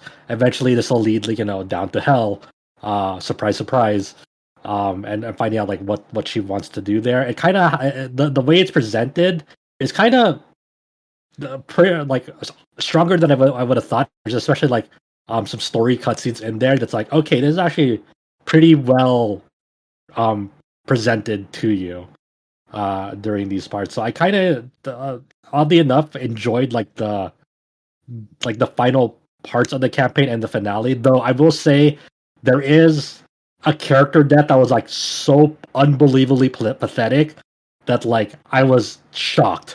I won't say who got this treatment, but I will equate it to like they're like this kind of like really kind of badass person, and they kind of went out in a way that's like equivalent to like the in hell there are like some of the walls are like kind of like the souls of the damned, kind of painting the walls. And like this person got like too close to it, and like they poked him at his stomach, and like that's kind of how he died. It's like, wait, really? This is how you die? What? It's kind of one of the most pathetic deaths I've seen in a game lately. It's like When that's when you said pathetic, I didn't know if you were gonna be like they use it as like crappy motivation for the protagonist, or like try to get some narrative intrigue that doesn't quite land. But just literally he died in a pathetic way. Yeah, he died in a pathetic way. They died in a pathetic way. Yeah. It's just like it's kind of like that's kind of weird that this person just kind of just like bit the dust right there. So I started thinking about like, okay, what am I gonna do? Like, I want to know like what endgame is like. Just kind of in the early parts of this before I like start going through it proper. I have other friends who have put a lot more time into this game, and a lot of them are playing hardcore. And you can't you can't party up hardcore characters with softcore characters. So, what I had one of my friends do is he boosted. I made a new character. I made an alt. I made a druid hardcore character, and they boosted me up to 50 because the way you can boost up a character from 1 to 50 with the help of someone like in an hour. With the way this game's experience sharing works and stuff like that. I was trying to get a feel of like what are people doing at endgame, and right now it's kind of like a little bit of a mess on that end because there's this thing called renown in the game, and I interface with the system a little bit. I was going through campaign because as you're going around this open world, you're uncovering parts of the map, and every time you uncover parts of the map, you gain a little bits of renown. Once you complete like optional dungeons and side quests, you get a little bit of renown. Ugh, keep saying renown. And like inventory, tomato. Yeah, there are several thresholds as you're like getting more renown, where you're gonna get like skill points, ability points first. So that's kind of their real value in them. And as you're like exploring parts of the world, there are these things called altars of Lilith that like once you obtain these altars of Lilith, you'll gain like a minor permanent boost to your stats for all your characters. So there's actually account wide on them. But every time you start a new character and you finish a story campaign, you have the option to skip the campaign entirely. It's like, okay, that's cool. That's you don't have to do all the story again. You to start like just leveling a new character. But once you like start a new character, because of the way renown works, like your whole entire open world map is covered by the fog of war again, and that's how you kind of gain renown again. Is you have to go all around the world and uncover the fog of war, and also redo like all these dungeons and side quests for renown, and kind of like a big slog at the moment at this end game. Like if people want to make like alt characters, if they want to like get those like further like additional skill points to further optimize their build and get the most that they can out their alts, they have to go through this renown grind to get those skill points, which it kind of sucks. So they held a developer live stream like I think yesterday or a few days ago. They kind of Blizzard had some of the key staff talk about what they're gonna do with that, because it's still preseason. So as you're going to season 1, people are gonna make new characters for that season, and like they can do about renown. And I guess they're working on some form of like being able to like carry over renown progress in the sense that like you get the skill points that you get through it, I believe. Don't quote me on that. I'm trying to remember it off of like the top of my head. And like avatars of Lilith progress as well. They're trying to work on that and not make that grind the more tedious. So we'll see how it actually how it actually pans out once it gets deployed. There are also like just other things that people like that the community has found that like things that are just kind of like broken in the game at the moment, like resistances, for example, like elemental resistance, like fire resistance, ice resistance. That whole stat, all those stats, like right now are just like kind of fundamentally broken, as people have found and really dug into the game. It's like these stats don't like the only like defensive value that actually works is like armor at the moment, and those resistances don't really help. So that's one of the things they kind of mentioned brought up in the live stream for the game, and they were like, that because of how complex it is to kind of fix that, we might not see fixes to that till like season 2. It's like, okay, well, kind of that's kind of like kind of a weird thing to kind of hold off on, because obviously the production pipeline must be very, very busy, and a lot of like the reasons why some of these updates are delayed is because of like certification process. They want to have something more substantial for cert process. They don't want to like keep on paying the fees for certs for like small fixes continually like that. So it's kind of like frustrating that like some of these fixes are kind of being delayed because they want to have it obviously deployed on all platforms simultaneously, but because of the cert process as well on that end. So and resistance is kind of like a weird one, because a lot of people are playing on hardcore, and like if like some of these defensive systems aren't working as intended, it kind of like places a bigger risk on having a hardcore character on that. And there's already been a lot of like a lot of bullshit deaths in the community due to like just like lag stability. I've seen a few headlines that are like, so and so lost their 140-hour hardcore character at a loading screen or something like that. Yeah. So there's definitely kind of sucks on that end. So it's still not the roughest launch. It's not like as bad as like launch Diablo 3. It's hard to be worse than that. But there's definitely been people haven't really been happy with like the way that like they've been handling stuff and like trying on these hot fixes that they've been kind of doing. It's kind of they're kind of taking back on some stuff that like kind of made the game more fun for people, and then they kind of take it out. So it's kind of obviously this kind of classic tug of war of like, okay, at some point you got to fix these things, or else people are just gonna fucking dip out. So that's kind of like where I'm at this point. It's like I'm gonna try to explore more of this end game and see how I feel about it. Get more substantial hold on it and see. Well, I want to get like some like a solid grasp of this now and see if like that improves in season 1, because like it's kind of a tricky thing of like, how am I gonna if I do end up writing a review for this game, like when am I gonna do it? When's the right time to do it? And how do I like where do I slot that in? Because right now some of the things that I'm kind of frustrated with is like this renown grind. Like if I write about it now, it won't really mean much in like say like 2 weeks when like the first season starts, or 3 weeks, So I have to start thinking about like, okay, yeah, live service games are hard in terms of like when's it gonna make sense to like write about this, pretty much. So, but that's kind of like concluding thoughts for now until like we get into the first season. Maybe I'll check back in and see and like report back and seeing what the state of this game is. And at that point, right now we're kind of in preseason. People are just kind of like doing their exploratory phase on this game and seeing what works, what doesn't, and try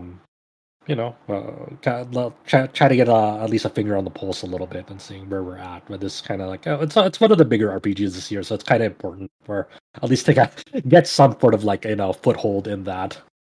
In general, though, it seems like, as someone who's played Diablo 3 but not 4 yet, just the word of mouth on Diablo 4. And I know you've brought up a few things where people are frustrated with the bugs and the support. Mm-hmm.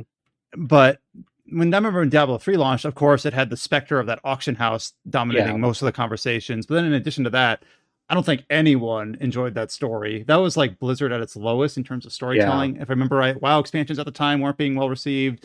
This had no story. Overwatch was, I think, still in the pipeline at that point, so that didn't factor in, but that wasn't really story focused. But here it seems like people saying like the story actually is pretty darn good. It's actually it's pretty all right. Yeah, I was like I really it makes me wonder like what the expansion for this game will be, because I imagine the finale. I'm not gonna say anything about the finale, but like there's definitely bits about the finale that I can see them have an interesting leadway into an expansion, like sort of basis pillar. Mhm. So I'm really looking forward to like seeing what that looks like. Whether we see it in a year or two. And with that, we'll go on into the news section here. So, the news section, obviously, we have several different showcases to go through, and that's kind of how I've bundled these together. We're going to probably spend the most time talking about Xbox. They probably had the single largest number of headlines relevant to our coverage, but we do also look in the Capcom showcase. RGG did a little bit of a follow up on some of their stuff announced at other showcases, PC gaming show, and then a few other things that kind of filtered in outside of those specific events as well to wrap up the week. So probably spend like the next hour here or so going into all the different showings at Xbox. I'll probably open up with the Persona announcements. Of course, these, fortunately or unfortunately, the trailers themselves leaked ahead of time. So we covered that as our headliner last week, and with the caveat that we said, hey, we're going to get the official publisher information at the Xbox showcase, and then we did, and then it filtered out after the fact. They did exactly what we thought they might, is that they announced Persona 3 Reload for early 2024 and Persona 5 Tactica for November 17th at the Xbox showcase, specifically for the Xbox console, Windows, and Game Pass. Then we had to wait, how long was it, Adam? 48 hours to learn that these will also come on other platforms. Persona 3 Reload will be launching on PlayStation, Xbox, and PC via Steam. Persona 5 Tactica will also launch on Nintendo Switch. I did see some people look at some store listings trying to argue or speculate that Persona 3 Reload will also come to Switch, but that has not been officially announced. So as of right now, Tactica will be on Switch and Reload won't be. One of the bigger headlines for the week also is that Persona 3 Reload will not feature some of the specific content from the FES or the Persona 3 portable version, specifically the female MC or the answer epilogue. Adam, what are your thoughts on Persona 3 Reload? So Persona 3 Reload is like one of those best kept secrets, being sarcastic. So I mean, we talked about it last week, obviously. So the thing is like for years people have been saying, Persona FES and Persona 3 Portable both have, elements and components that the other don't, the other doesn't. And like it would be excellent if we could do a remaster that has like higher quality models, like the Persona 3 dancing character models, that has the FES updates, the epilogue, and the content, as well as the female protagonist. Like that would be ideal. That would be perfect, because right now it's hard to say like which version is the best, because they all have things the other doesn't. And personally, I actually like the answer. I know the answer is kind of a mixed bag in terms Really of reception mixed, as an yeah. epilogue. I like it. It's more I'm with pure you. dungeon. It's more pure Yeah. dungeon crawler. I like the theming of grief. It's not a topic that a lot of games really go into, like actual grief and what characters do when they're grieving. But anyways, I feel like it's almost a missed opportunity for them to basically say, "Oh, we envision this to be the original Persona 3 experience, so that's what we're going to remake." Obviously, they're going to have some new content. I think they specifically said, like, for example, the original Persona 3, like, the male party members don't have social links. So they're not. If I understood some of the updates correctly from like Famitsu and whatnot, they still don't have social links because they can't really just add social links. Is that weird? That's weird with the balance of the game and how many social links there are, how many days there are, stats and all that.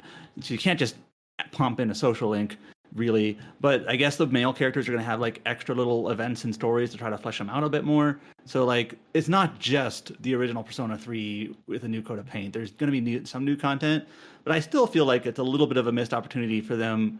Like, why not have the female protagonist? And why not do the answer? And maybe make some adjustments to maybe make it a little bit less mixed or whatever. So I'll still play it. I still think it's an interesting idea. I just missed opportunity, I think, is the key word here for me. And one of the main yeah. things that they talked about, at least at a high level, is reworking how Tartarus works. They haven't given specific true? details, but they've said it's going to get a visual overhaul. You can sprint.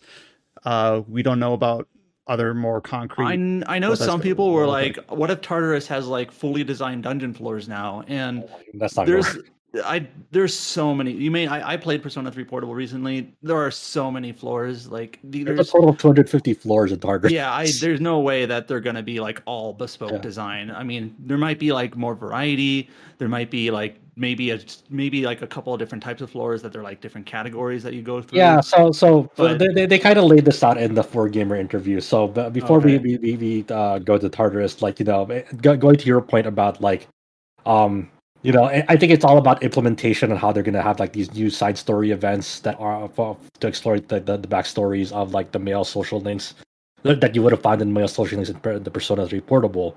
Like I think that it's really key how they implement that, because if it feels too mechanical or tacked on, it'll feel really obvious and unnatural in that sense. And I was like, okay, that'll just make the absence of the female protagonist view all the more prevalent and kind of more frustrating. And I definitely understands like people's like frustration with that. It's like of not having the female protagonist there. And I try to like also kind of think about it like realistically, like how many more years we would have to wait for this game if they added the female protagonist as well. Because I don't think, because for people who don't know, like switching to the female protagonist in Persona 3 Portable isn't just like a swap, a character skin swap. Like you actually have like a lot of content that's unique to the female protagonist.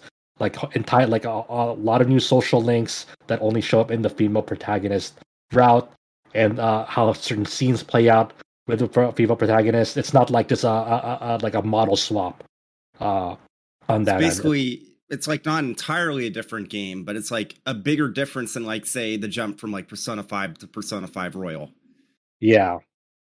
So I'm just thinking like, man, they would have to like basically almost redo the entire game again on top of like what they also remade. So it's like it's one of those. It's like it's frustrating because I know like I'd like that as well, but like how would that realistically fit on like on a production pipeline, because they're also trying to like work on like the next Persona as well, whatever that is.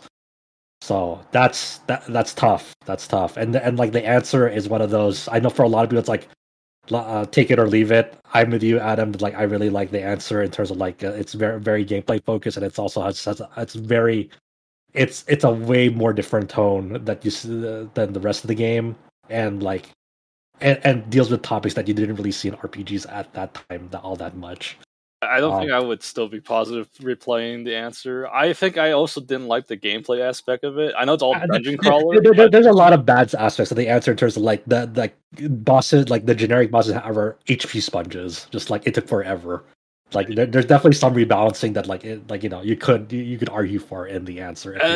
If I remember properly, in the answer you can't even use the Persona. Was it the Requiem or whatever it's called? But there's no compendium. Yeah. So it's very like painful trying to fuse the right Persona in there. It's like I don't know if you can play that mode. I get it. I get why people have their like. For me, I kind of like the challenge aspect to it, because it forced you to think about things differently. You always didn't have like the most elegant solutions to problems. So there's a lot more scrappy in that aspect. In terms of Tartarus, what they said about in the 4Gamer interview, with it, they said like they added elements to kind of spice it up. It's still gonna be like the layout of it's still gonna be randomly generated, but like the aesthetics of it are gonna change depending on like when you get to new sectors, it'll look different.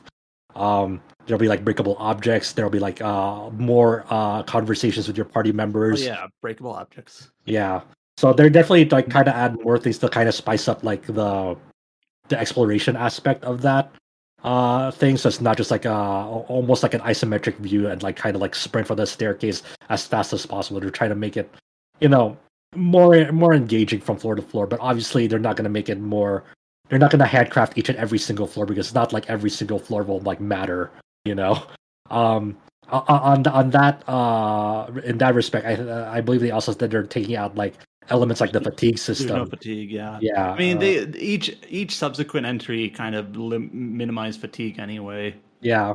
For people who don't know, in Persona 3, as you're climbing up this vertical tower, after a certain amount of time, you explore in this like kind of midnight hour in this phase where you can like where most of your gameplay via fighting and RPG leveling is done. Characters will get tired after a certain amount of time, and then you can still explore, but it makes it way more difficult if they're fatigued. I forgot if they kick you out after a certain point or not. No, some characters. In return to a lot FES, I think in FES when a character was fatigued, if I remember correctly, they were like lower accuracy, much higher chance of getting critical, Yeah. which in a not press turn in a once more system, Never critically really. is really really bad.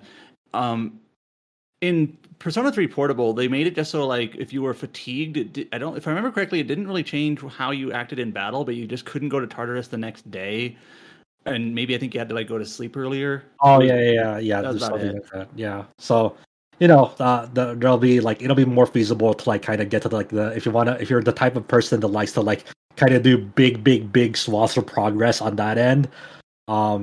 You can now do that without having to worry about fatigue because that was always kind of it was like a nice system on paper because you're trying to like at that time it was a very experimental RPG. Atlus was like trying to combine like a traditional turn-based RPG with kind of like a daily life sim, and they were starting to experiment this on paper. You're like, okay, well, the daily life sim, like you're exploring out at night. Obviously, you're like, realistically, you would get tired after a certain point. So that's why they that's kind of the mindset they had. Yeah, I think the original intent was just like you would do a couple of floors a day, do a little bit of socializing, a couple more floors, but just how people actually play these games is they kind of go do these. They want to do as much of the dungeon in like one go.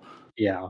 And to be clear, like the Persona 5 Royal team is on this game, so it's very much like a lot of that talent that was in the Royal team was moved over to Persona 3 Reload, so that's why a lot of it looks a lot like Persona 5 Royal. So when they were talking about stuff like, say, what aspects are they going to keep from like Persona 3 Fest and Portable into this? So it's not like they took out the female protagonist and the answer, but there's still like quality of life improvements that they're bringing back, and also some of the I assume like the Aigis social link will be in this game, like in some way, shape, or form, because Aigis is such a beloved character. It wouldn't make sense for it to take out like stuff that they added in subsequent releases of Persona 3. I think some people took the original IGN statement or interview as like no FES content a little too literally. It's like it's not like they were going to like even saw in the trailer too, like direct control over party members. That was something that was introduced, in Portable. In Portable, right? Mm-hmm. Yeah. So we'll see how that all kind of blends together as we are leading up into launch early 2024 on this. We mentioned that this game is not coming to Switch, right?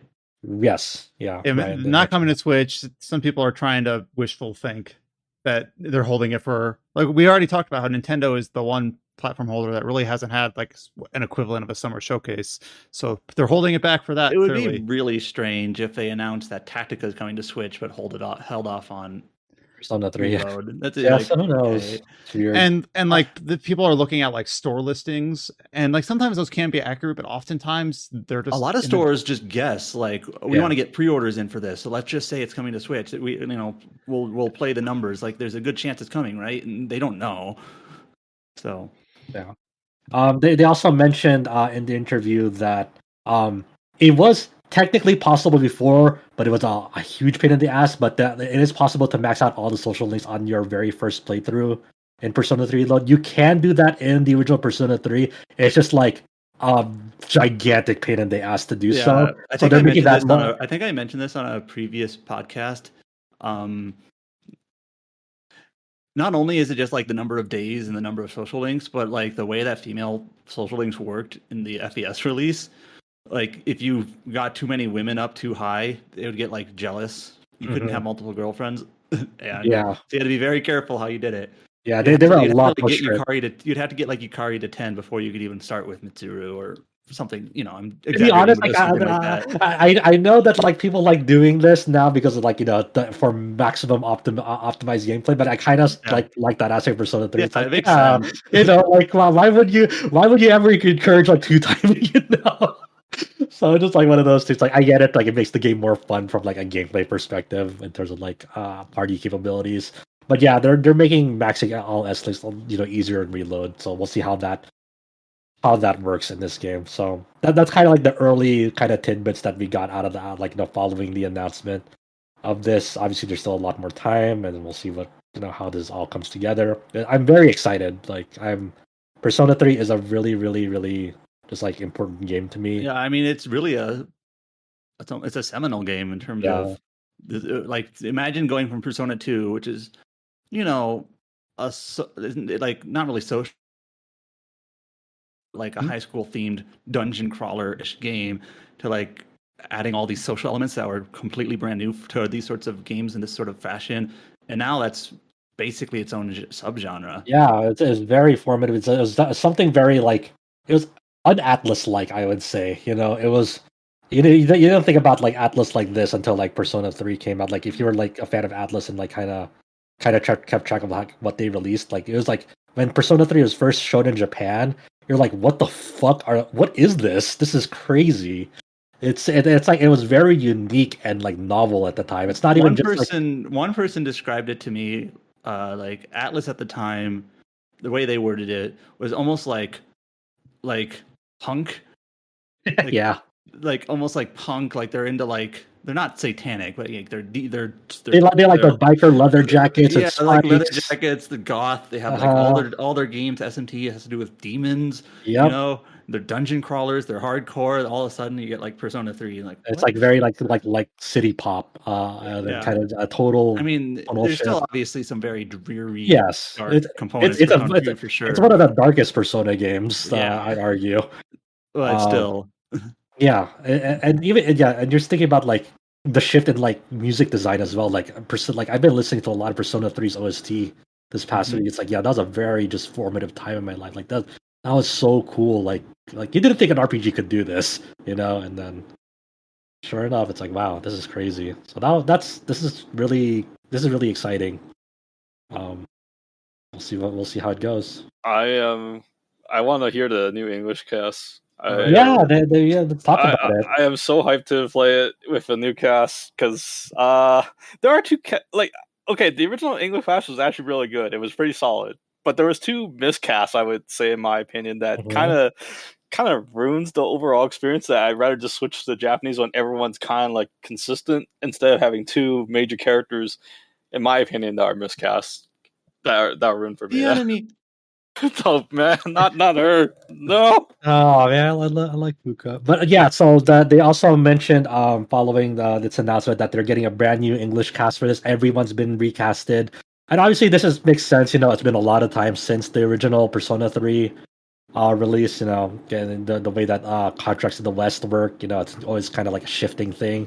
So it's kind of I'm all for hearing like a new voices, new takes on these characters and seeing what the new cast can do with this. I'll miss like Liam O'Brien as Akihiko and Tara Platt as Mitsuru, but I'm here for a fresh face cast too. Yeah. So you have Alex Lee. He's Luke from Street Fighter, or he's the new Persona. He's the new voice for the Persona 3 protagonist. I love what people say. It's like he just does grunts and say persona names. How hard could that be? It's like, sorry, bros. Just imagine his like recording session. Like, all right, Alex, we got like 300 demons' names you need to yell, okay? All right, let's get started. Sandblast! No, he has to do the creepy kid that comes and give you your memo to sign at the beginning. Yeah. Don Bennett as Aigis, Alejandro Sab as Akihiko, Susie Young as Fuka, Zeno Robinson as Junpei, Justine Lee as Ken, Allegra Clark as Mitsuru, Justice Slocum as Shinjiro, and Heather Gonzalez as Yukari. And that's our initial cast announcement for and we don't know the rest of like the other side characters. They'll probably unveil that as time goes on. They also mentioned in the 4Game interview that they're gonna start fully voicing like the social links events as well. So they're going that full? In the original game, only I think the first and the last are voiced. So they're planning to do all the social link events. All right, Oh, they need nice. to nail the French guy, the actual French dude. Hey, that social link is pretty decent. It leans a little bit into like he's definitely like a weeb, but I thought, I think he's the a Euro only weeb. I want to know what they're gonna who are gonna cast for like the dying man. Yeah. that's my favorite Actually. social link of all the all the I Persona was so games. sad. I was like, oh fuck. But Mhm. I think that everyone that are doing the social links, I think everyone hates what's his name? Was it Kenji? KG? Whatever his name is. The one that had an affair with his teacher. Or he tried to have an affair. Oh yeah.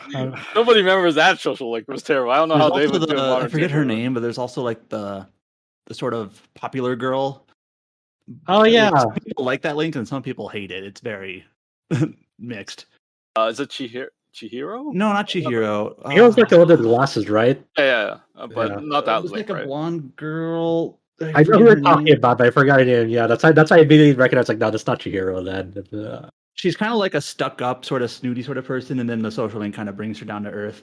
Yeah. I can't remember. That's too much. I'll look it up as we continue on. Yeah. But go for it.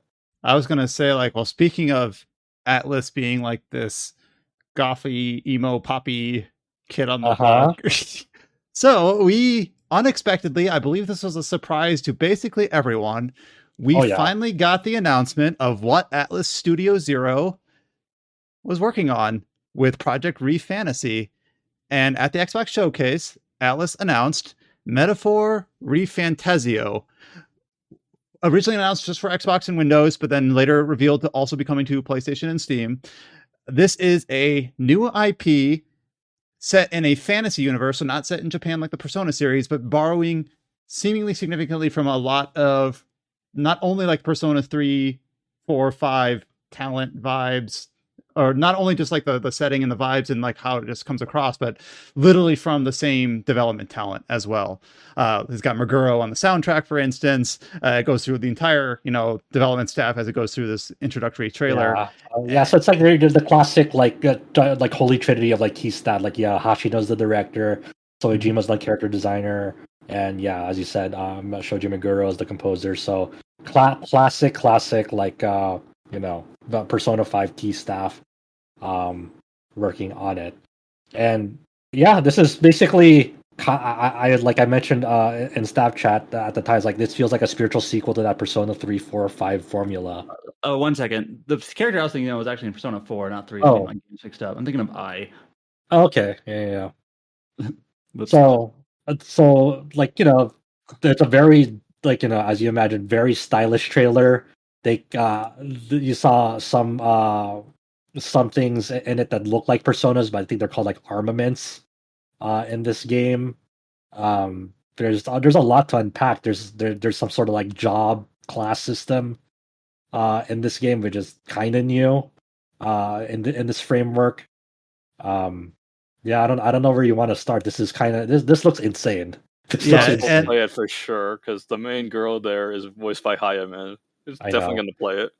I have to play it Japanese. I know. Chow, shut the fuck up. Yeah, so it has some cool like demon design. The art style, it reminds me more of Shin Megami Tensei than it does of Persona. It's got like these like the crushed blacks by design a little bit. There's like this watercolorish. Like the 2D art has that, and the UI is very, very stylish as we come to expect from Atlus. Even like the 2D art and the menus is really quite neat. This is the sort of trailer that you could go frame by frame to like look up what the different like social link statuses are. I'm clicking through the trailer right now, like the different parameters that you can level up. There's a calendar system. There's a section where it shows you like making like bonds with your party, and they have like classes like thief, knight, fighter, seeker in terms of like what roles they play. I'm just looking at the UI here. Call power, yield turn, team up. There's a lot you could like speculate on exactly how the system works. Rewind? That's kind of like one of the big things that people saw. It's like, why is there like a rewind feature here? Mm-hmm. And also borrows some of like the terms that you would find in other Atlus turn-based games. There's a bit of discussion. Is this a Megaten game? But then they kind of switch it on. Like the wind spells are called like Gothic and Gothiclo for some of them. So and then there's like yeah, it's just it's like a whole thing, man. Where like there's some parallels to like the Persona 3, 4, 5, and then there's like some things that's like no, and then there's some systems that like the class that's like, oh no, that's different. So I wonder what you do with them, you know.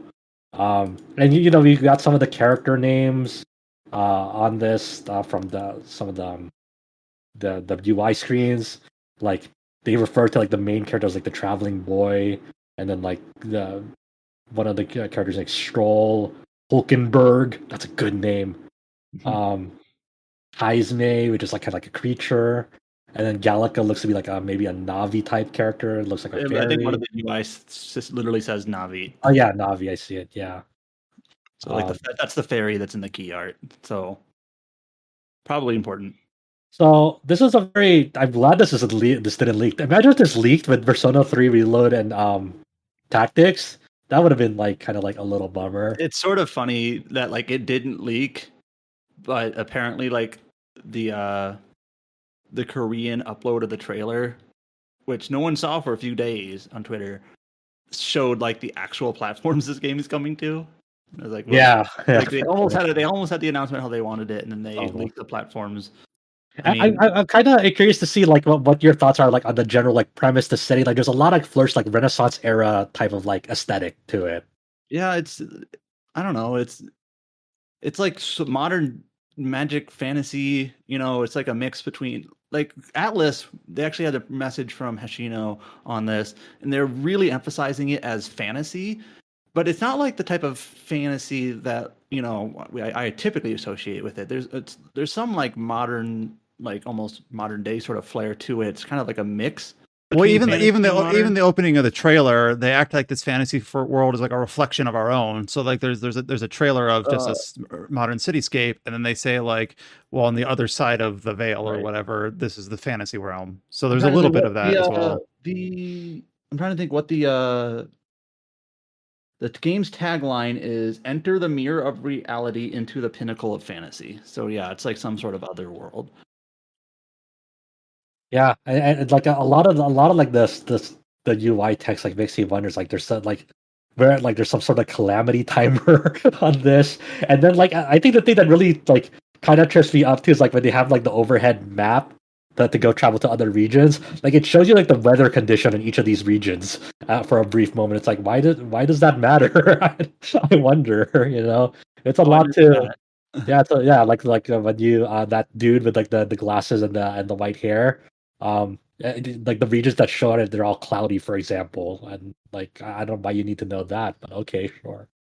So, this was a really nice surprise. It's coming sometime next year. I'm really curious to know more. This looks really fucking cool, you know. I mean, they've been working on this for a while, so you know. Yeah. I'm glad to know that like it exists. Like it's kind of weird now that like we're at almost this point. Like, oh my god, maybe Grand Blue Relank's gonna release this year and Project ReFantazio next year. Like, that's like I don't know. That's I'm weird. gonna be able to presumably play that Relink demo at Anime Expo this Oh year. yeah, that's right. I'm happy for you, dude. I'm really curious to see what you think of it. So good luck. And you might be able to finally get hands-on Relink and confirm, yes, this is a real video game, you guys. This is less than 2 weeks from now. Like I said, still gonna be busy for the foreseeable future. But yeah, I think that's metaphor ReFantazio for now, I suppose. Now, just to be clear, this game is only officially announced for Xbox Series X, S, and X. No, it got added. Wait. Not it leaked. Like they haven't.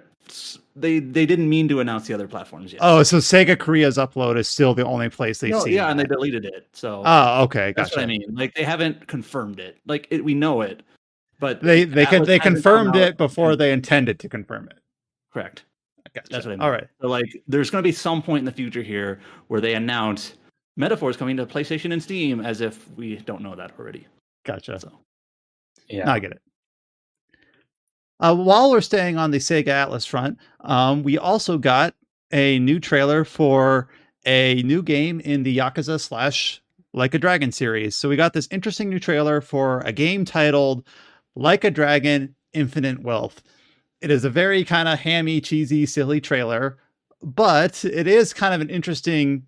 It features Ichiban showing up on a beach that was later determined to be like a beach in Hawaii. He is not sure why he's there. He's not dressed. He's just wandering around, not sure what's going on. And when this trailer first launched, I wasn't there when it was live, like when the showcase was going on, but it wasn't clear if, because we knew about the man who erased his name. We knew about RGG 8 being announced last year at the RGG Summit. So when this trailer first launched, it wasn't quite 100% sure what this was. But Sega and RGG quickly revealed that this is Like a Dragon Infinite Wealth is the English Western release's name for Like a Dragon 8. It is the sequel to Yakuza Like a Dragon. And this feels like word salad because the naming of the series, as it has shifted between entries 6, 7, and 8, and between Eastern release and Western release, has been a little bit of a mess. And then even just a couple days ago, RGG on their official Twitter page tried to elucidate and substantiate the naming and why it is. Dude, but you have to write a 5-paragraph essay on why you chose this name. I don't know, man. Like it's one of those weird things, right? Like I get why they did this, obviously, because like if you stick a number 8 at the end of this, it means automatically means less sales, right? Demonstrably. But it's just one of those weird things that like it kind of feels like when you first showed this at the Xbox Showcase and everyone was wondering if this was a spin-off or not. I feel like fundamentally speaking, your first wave of messaging already failed because people were wondering, is this like the main line or spin-off? If you didn't get that point across like right away, like I don't know, it didn't work. So now they had to go make another fucking Twitter PNG with a 5-paragraph essay, be like, okay, this is why we named it Like a Dragon Infinite Wealth. I have two things to say. One, I had a friend who was actually able to like watch this presentation before it aired, and they didn't have any context to anything, and they thought it was a spinoff, and they actually told me, "Hey, they're announcing a spinoff." And nope. Like that's what they thought based on what they saw. Yeah. And also, like this is actually just kind of makes me mad almost. Like the official upload on the Sega account only mentioned the Xbox platforms, which Like a Dragon 8 was already announced for multiplat, so it almost didn't make sense. Yeah, like, oh, this must be something different because we already know 8's for other platforms, but this one's not. And then like 6 hours later, literally 6 hours later, they re-upload the trailer and it like in parentheses says multi-platform. And it's just like this is like we are used to these sorts of like if a game is shown off at a certain platform holder's presentation, or if like they hold back a platform for a day or two, but like this is a new low where like they take a game that's already previously announced to be multi-platform, and then they like pretend for 6 hours that it's not anymore, and then like 6 hours later they say actually yeah it is. It's like, really? It's so dumb. It's so dumb, but it's like it's but that's how you maximize the getting the fucking bag from Microsoft. Yeah, I was gonna say it's like if Microsoft wants to pay people money for this literally pointless endeavor, like I mean, all the power to them, but come on, guys, like no one's fooled. Yeah. Yeah, so I mean, at the end of the day, like we're all playing the same game, right? So we're not getting like we're not getting anything like different from like Yuga Gotoku 8. Like, we're not getting a different game. We're still all playing the same game at the end of the day, and that's what matters. So this is revealed for all those platforms, and then coming early next year. It looks, it's gonna be a fucking wild ride. It looks like so on top of like the crazy scene with Ichiban, ending up naked in Hawaii for some reason, and all the fucking people have to be going, "Oh my god!" Like hell yeah, That's a good trailer.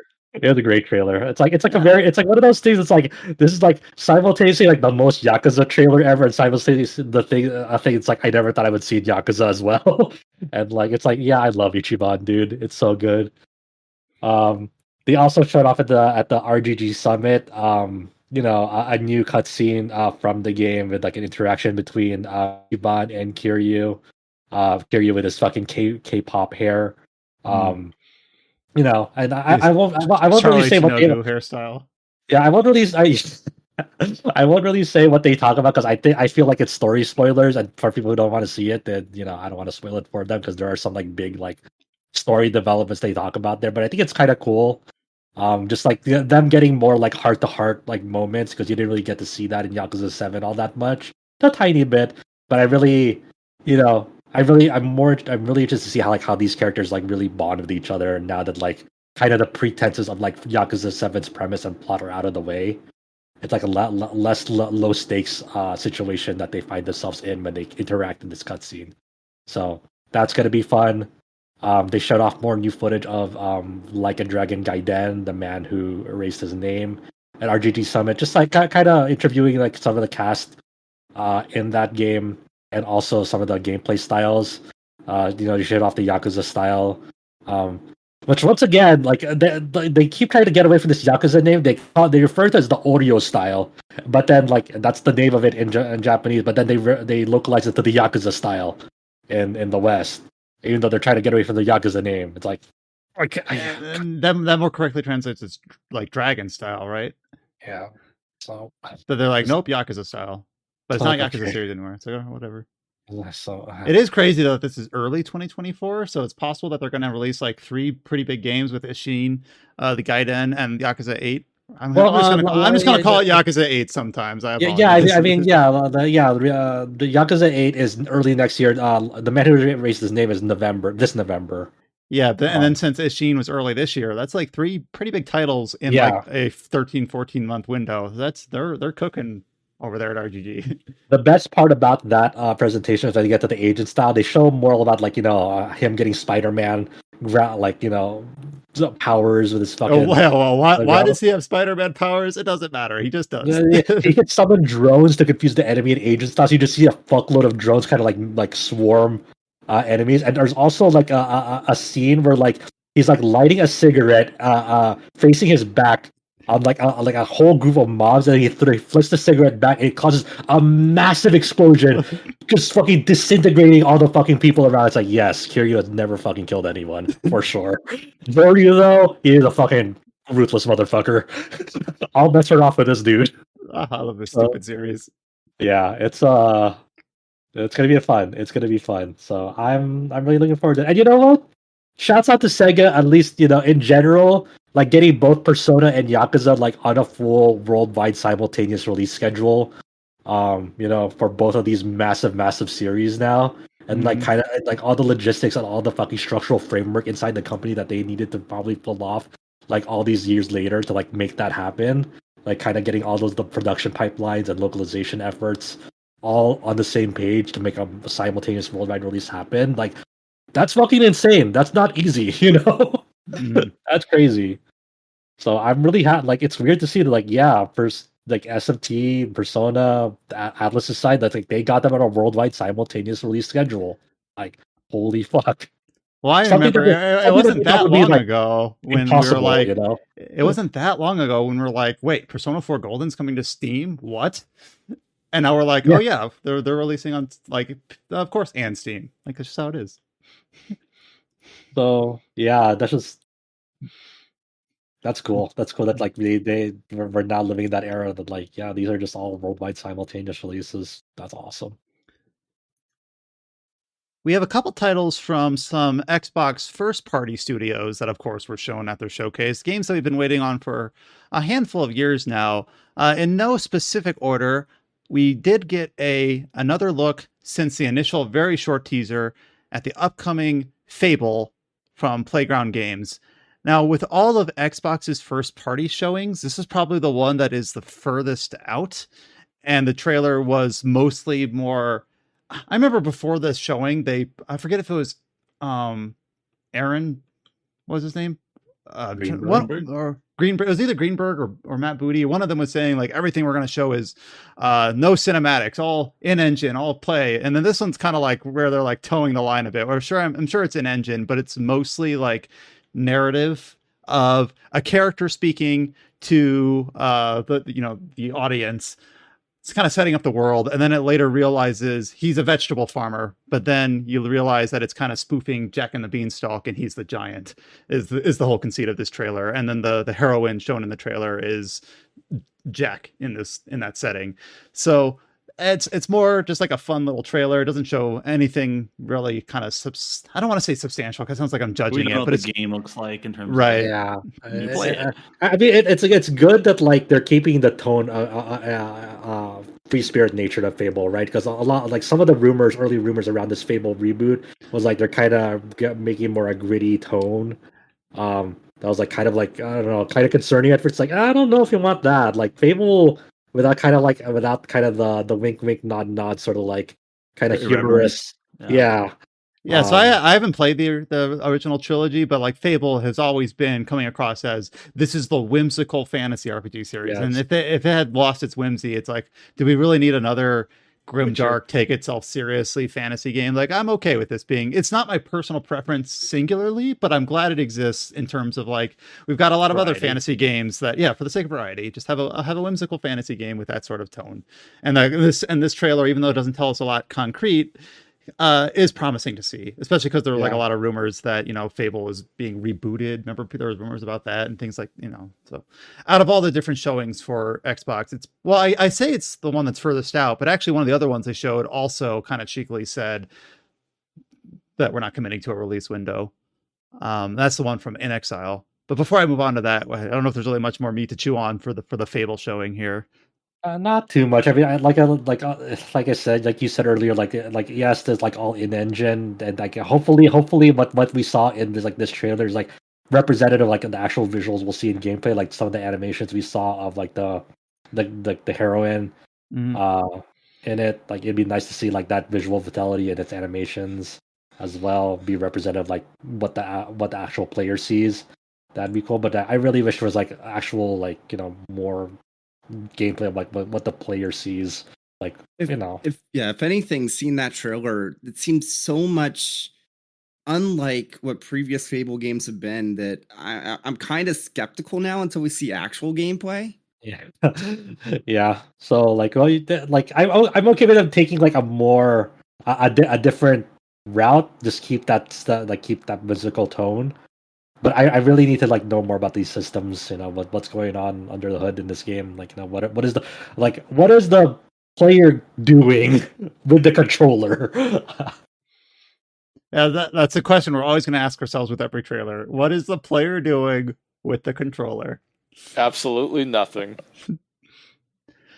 So the other game that I was teasing into is that one of the ones that I was actually kind of quite looking forward to is that when I played Wasteland 3 a few years ago, that put NXile kind of on the map for me. I never really played Bard's Tale or their earlier titles, but now I kind of see them as like I'm really interested in what they're doing. And NXile announced their new project. It reminded me a lot of a kind of like a BioShock Infinite in terms of tone. And that is Clockwork Revolution, coming to Xbox and PC. This is a first-person RPG that is very much Gearpunk. It is like Gearpunk distilled in terms of steampunk. Like. Well, I mean, like I would say it's steampunk is kind of the general steampunk term. is what they use for it, I think. Oh, okay. I would call this Gearpunk, but I guess those terms are nebulous.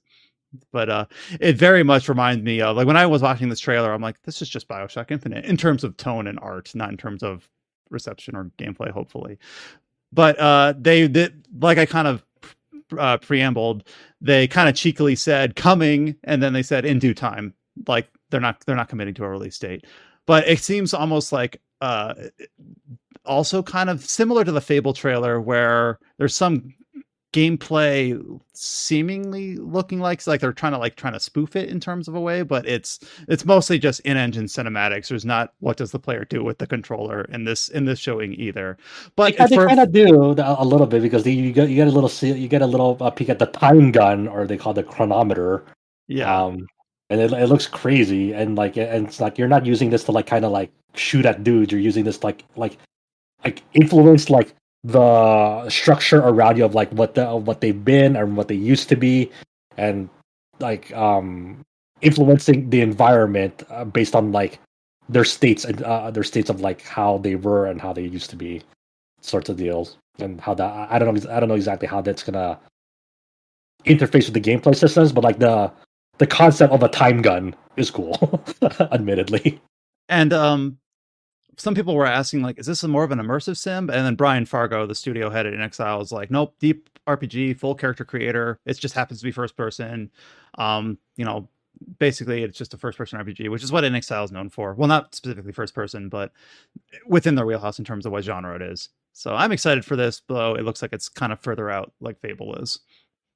Yeah, I'm actually really, really excited for this. I did play Bard's Tale 4. Bard's Tale 4 is one of the best turn-based combat systems out there. And then Wasteland is really good in terms of characters, questing, writing, and XCOM-ish combat. Obviously, this will be a little different in terms of combat. It's first person. But yeah, I'm very interested in this game. Like you, I played Wasteland 3, I played Bard's Tale 4, and I like both of those games, so I'm eager for Good this. track record, yeah.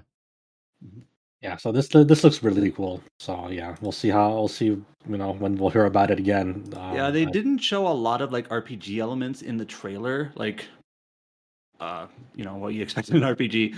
But Brian Fargo, who is the head of the studio and he's been around forever, and the InXile Twitter account basically are saying like, yeah, this is a full-blown RPG, all the crunchy number RPG questing, stat stuff that you want. So. And then the last Xbox I think it's the last major Xbox first party showing in our wheelhouse, is a first look at Obsidian's Avowed. So this was first announced, I don't know, 3 years ago with like a kind of like a cinematic render. And this is their first time getting like actual, again, I'll say like gameplay or like gameplay like footage. And it looks very much kind of, when this game was first shown off, it was very commonly and kind of aptly described as a Skyrim-like in terms of how it was presented. And that's kind of what this trailer initially shows, even though like the art and the voiceover seems to be a little bit more leaning towards whimsy, not quite as much as Fable, but a bit in that direction. However, after the initial showing at the Xbox showcase, there was a follow-up with the game director, Kerry Patel, who more described the scope of Avowed as something more like Outer Worlds or Knights of the Old Republic 2. So something more on like the 30, 40, 50 hour length and not a wide open, I kind of like that. That like made me go, oh man, thank God. Like I that's like kind of reassuring to me. I kind of want this to be more like relatively smaller experience, but like still kind of beefy, Right. And I saw some people when they made the comparison to Outer Worlds, I saw some response being like, well, I didn't like the Outer Worlds, so I don't like that. They're talking about scope. Yeah. That's kind of my thinking. Is like Outer Worlds, I also thought was kind of mid. It had some good ideas, but also just it kind of felt like you could like a shoestring budget, a little bit bland, didn't really kind of realize its full concept, which is probably why they're making a sequel to it. But Avowed being, under development for a while, it's slated. This is the one game they did give a release window for just general 2024. We've already talked about how we have, a lot of giant RPGs on the way late this year. I don't need this to be a 100-hour RPG with endless quests that are radiantly like procedurally generated. Give me something that's curated, something like 30, 40 hours long. Go ahead. Literally in the same breath, Kerry said the same scope as Knights of the Republic 2 or the Outer Worlds. Like, yeah, they're talking about scope in terms of not giant open world. It's just gonna be like explorable zones, And I saw some people say like, I want more Mass Effect scoped RPGs. I'm like, you know what? Not the same genre or in terms of like setting, but yeah, like that's a perfect length for a Mass Effect game. Hopefully, a perfect length for what Avowed is trying to be. You know what's the coolest part about this trailer? There's a kick. There might be a kick button like Dark Messiah, Might and Magic. Oh, what other game had a kick? Oh, I'm thinking Duke Nukem 3D. Radiata Stories. Oh yeah, the kick on Radiata Stories. Stories, you kick everything. Once I saw the kick, I'm like, yes, I get to kick everything. This was a cool trailer. Like a lot of gameplay, a lot of fucking sorcery and swords. And fuck, man, just fuck shit up in weird ways. I'm here for it. And then one of the last things outside of I guess not one of the last things. One of the games I wanted to highlight here, because I didn't realize what this studio was working on, is that Xbox and Stoic announced a co-op action RPG called Towerborne. Now, Stoic, that was a name that I hadn't heard in a while. They're the studio behind who made the Banner Saga trilogy, which I put like 60, 70 hours into that trilogy back in like 2019 or so. And that is like a tough, crunchy, grim, dark, kind of depressing game. It's not a happy game. It's like really like immersive in that sense. And they actually kind of call that out here in the in like the press release for Towerborne from Stoic, is that they actually say that in the press release, this is like official from the publisher, that Banner Saga was often dubbed as a depression simulator. So Towerborne is intentionally like more co-op friendly, more hop in, hop out, like just lighter tone. And I actually think that's kind of neat, just to see, like, watch this little studio kind of flex its narrative chops and try something with a little bit of a different tonality. And it has a lot of the same like really fluid 2D animation that the Banner Saga had. It's a much different style of game. It's more of an action RPG, where Banner Saga was much a grid-based isometric strategy RPG. But I just thought this project looked really neat. Unfortunately, it is also slated just general 2024. But it was like an unasked question. Like, I didn't actually think, like, what is Stoic working on? Apparently it was on Towerborne. And maybe that was already known. I don't know if that was already announced. I don't think so. But no, it wasn't. So yeah, this is a pleasant surprise, and one that I've kind of got circled on my calendar for next year. Making a happy simulator now. Mm-hmm. So yeah, this looks really cool. Oddly enough, I saw the trailer. It reminded me of Castle Crashers. A little bit. Just kind of going a co-op with that kind of side scroller sort of perspective. Much more pleasing art style. Obviously, it looks a lot smoother. And I think the thing that really caught my eye was at the end of the trailer too, like the hexagonal grid world. Like, what does that like imply in terms of like, are you like uncovering the map together like on a hexagon grid by grid basis? Seems neat. I would like to play that with friends and see if they're up for it. And then the game that I was kind of tiptoeing around earlier was, of course, the big, massive, endless RPG that is slated for this year from Xbox Studios, and that, of course, is Starfield. So Starfield had a official gameplay trailer, as well as, of course, the full like deep dive hour-long presentation of the footage. I will just be candid here and say I did watch the trailer and I poked through the footage, but I did not watch all 45 minutes start to finish. The impressions that I got from some people on staff and some people like mutuals online is that the gameplay showing for Starfield seems to have like brought a lot of people on board. A lot of people seemed really impressed. I don't know if that was the same vibe that you guys got from the direct for this game or not. The game looks really cool. I just don't know if I'll have like time for it. It's a commitment. Yeah, I was always planning to like get this game. So I mean, I didn't need any more convincing, because I'm always kind of a sucker of like very like new things from Bethesda.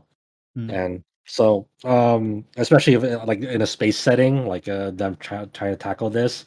So I mean, it's one of those weird things that like I don't know if they're gonna live up to the promise. Like, honestly, because you know how it is with Bethesda games, right? And they like, this won't affect me, but like, they're already saying like before launch, hey, this will only run on 30 FPS on console, on the Xboxes. And it's kind of like that weird thing where they're kind of like, I feel a little bit too candid, because like they're frame capping it to 30 FPS for stability purposes, because they're like, yeah, when they're playtesting, at some point it goes over that, because sometimes it's like 48, sometimes it goes to 60, and like but they really like make it more stable. We're really capped at the 30. Like, it's like one of those weird things. Like, I don't know if you'd like it. That feels kind of. I would feel bad a little bit if I was only playing this on Xbox and you said that to me. It's like, why don't you just make that like a toggleable option, like a performance mode, then sort of deal. Like just like warn people like, hey, this will have like it'll be a variable frame rate. If you're gonna do like if you have the capability of doing higher frame rates, you should let people like opt into that path if they want to, if they're capable. It's kind of a weird thing. But but on the other hand, I get it because of the scope of this game as well. Because like procedurally generated worlds and like the way they kind of all the interactions, all the physics that they do, and all the AI simulations that they kind of put into these sorts of worlds and now universe, which is kind of, must be really asking a lot, especially out of the Xbox Series S. So, but in terms of like the way that like they presented like kind of the general gameplay flow of the game, I really like the ship customization stuff they showed, like kind of like having a sort of like different like interface and like kind of like a garage interface, and like I like how they made like almost like a Lego robot sort of spaceship, and like okay, that's sort of neat, and like the Starfield nuts and bolts. Yeah, in a way. And I really wonder like how, like they showed off a lot of like the locales you'll be seeing like in throughout your journey, right? And I'm like seeing how often are you going to be able to like be visiting these like locales if you're like kind of be on a more explorer type of path where you're just kind of aimlessly wandering from world to world, where you like, because for me, like you're touting like there's like thousands of different or 1,000 planets in this. It's like, okay, how much of them are they going to be like fucking barren wastelands? That's kind of like, there's some parts of this, and I don't mean to like kind of like poo poo on the game. I don't, but there are some parts of like that extended gameplay showcase that reminded me of No Man's Sky when they were like kind of marketing that game before release. Well, I remember, and not quite as much as No Man's Sky, but even Skyrim, they said endless quests, and what they meant by that is you'd go to the Jarls, and they'd be like, it'd be like Mad Libs, like you gotta go retrieve the dagger from the giants over in the southern cave, or things like that. Yeah. I'm wondering if like that's kind of where my flashback is when they say that has like all these like how the scope of the game. My eyes just kind of glaze over a bit. I'm trying to be like optimistic, and I'm sure like if you want to just mainline it and focus on the narrative that's present, that's the reason why I'm not criticizing it without actually going hands on.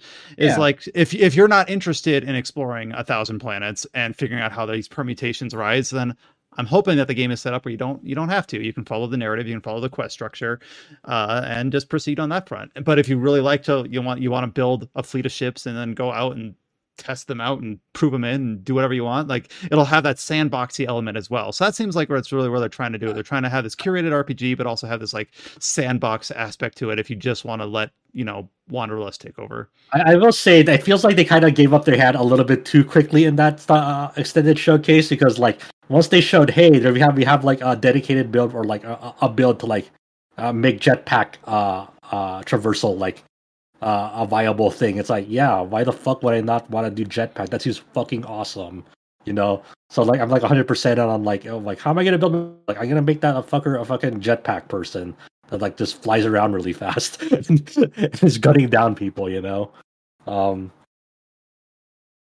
But it looked great, like but I think about the pre-release Bethesda stuff, and like there's always that kind of like that weird kind of where we are in tech now and how much time they spent on this. They've really done a great job like just making it aesthetically look beautiful before it even comes out. Like before like Fallout games came out, like Fallout 3, Fallout 4, Fallout New Vegas, like they look, there was a certain appreciation that they like in the wasteland aesthetic, but they were like, but it came to like character models and like kind of like the landscape scenery. It's kind of like it's like it kind of looks okay at some points, but in this one they have a lot more like a bigger color palette and settings to work with.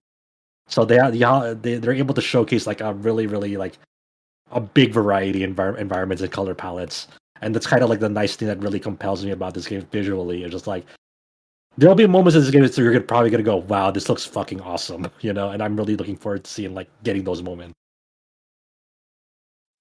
Yeah, I mean, I was kind of already sold on the concept of the game, and I think one thing I'll likely try to do so I can actually speak to it is go ahead and set some time to watch this deep dive, because a lot of people really walked away from it seeming really positive on it. Yeah, I mean, like the deep dive did what it needed to do. They showcased like what the general flow of the game is, and like showed more of it. Like I immediately jumped to the timestamp on space flight, and that just seems really neat. Like I don't usually get big into like the crafting components of games. Even Zelda more recently, like I'm making the most rudimentary garbage. But this I'm like, you know what? I'm gonna focus. I'm gonna make a bomb ass ship, and I'm gonna take that out. And like I'm actually excited. I want to try to make a Gundam. That'd be great. If I could make a Gundam in this, that'd be all right. This game's high up on my list. That if I can viably do that. I think that pretty much covers it for the big Xbox showings. It seems like one thing that's not quite our wheelhouse that people were disappointed by is that there's still not a release window for Hellblade, when people are really hoping for there to be one. Yeah, I mean, it's just they need to come out with a release date or for this already. It's been a long time, and like the bits that they keep showing, it's like for me personally, like when they showed like the new bits of Hellblade, it's like it's a lot of cutscene. It's like, all right, cool. I mean, when is it coming out? No solid firm release. It's like okay, I guess. I mean, take the time that you need, but man, you keep showcasing this game, and like and for what end, to what end? Mm. I just hope it lives up to this promise. Don't be like No Man's Sky on launch. The last game that I'll mention from the Xbox Showcase that I had slotted in at the end here is that there was an action adventure, almost like a Zelda-like, that was announced at the Xbox Showcase from a indie studio called Microbird Games, called Dungeons of Hinterberg. It kind of has like a cel-shaded, almost Ghibli-esque aesthetic. Almost looks like Nazca a bit, but with like a Zelda-type flair. And the gameplay trailer for this actually showcases, unlike the Xbox first-party showings, quite a bit of actual gameplay of this title. Yay! So, hooray! Thank you for carrying the load, Microbird Games. But I don't know. I just figured I'd give this one a shout out because it has like a lot of those action adventure vibes, kind of in that RPG adjacent sort of space. So maybe not quite an RPG.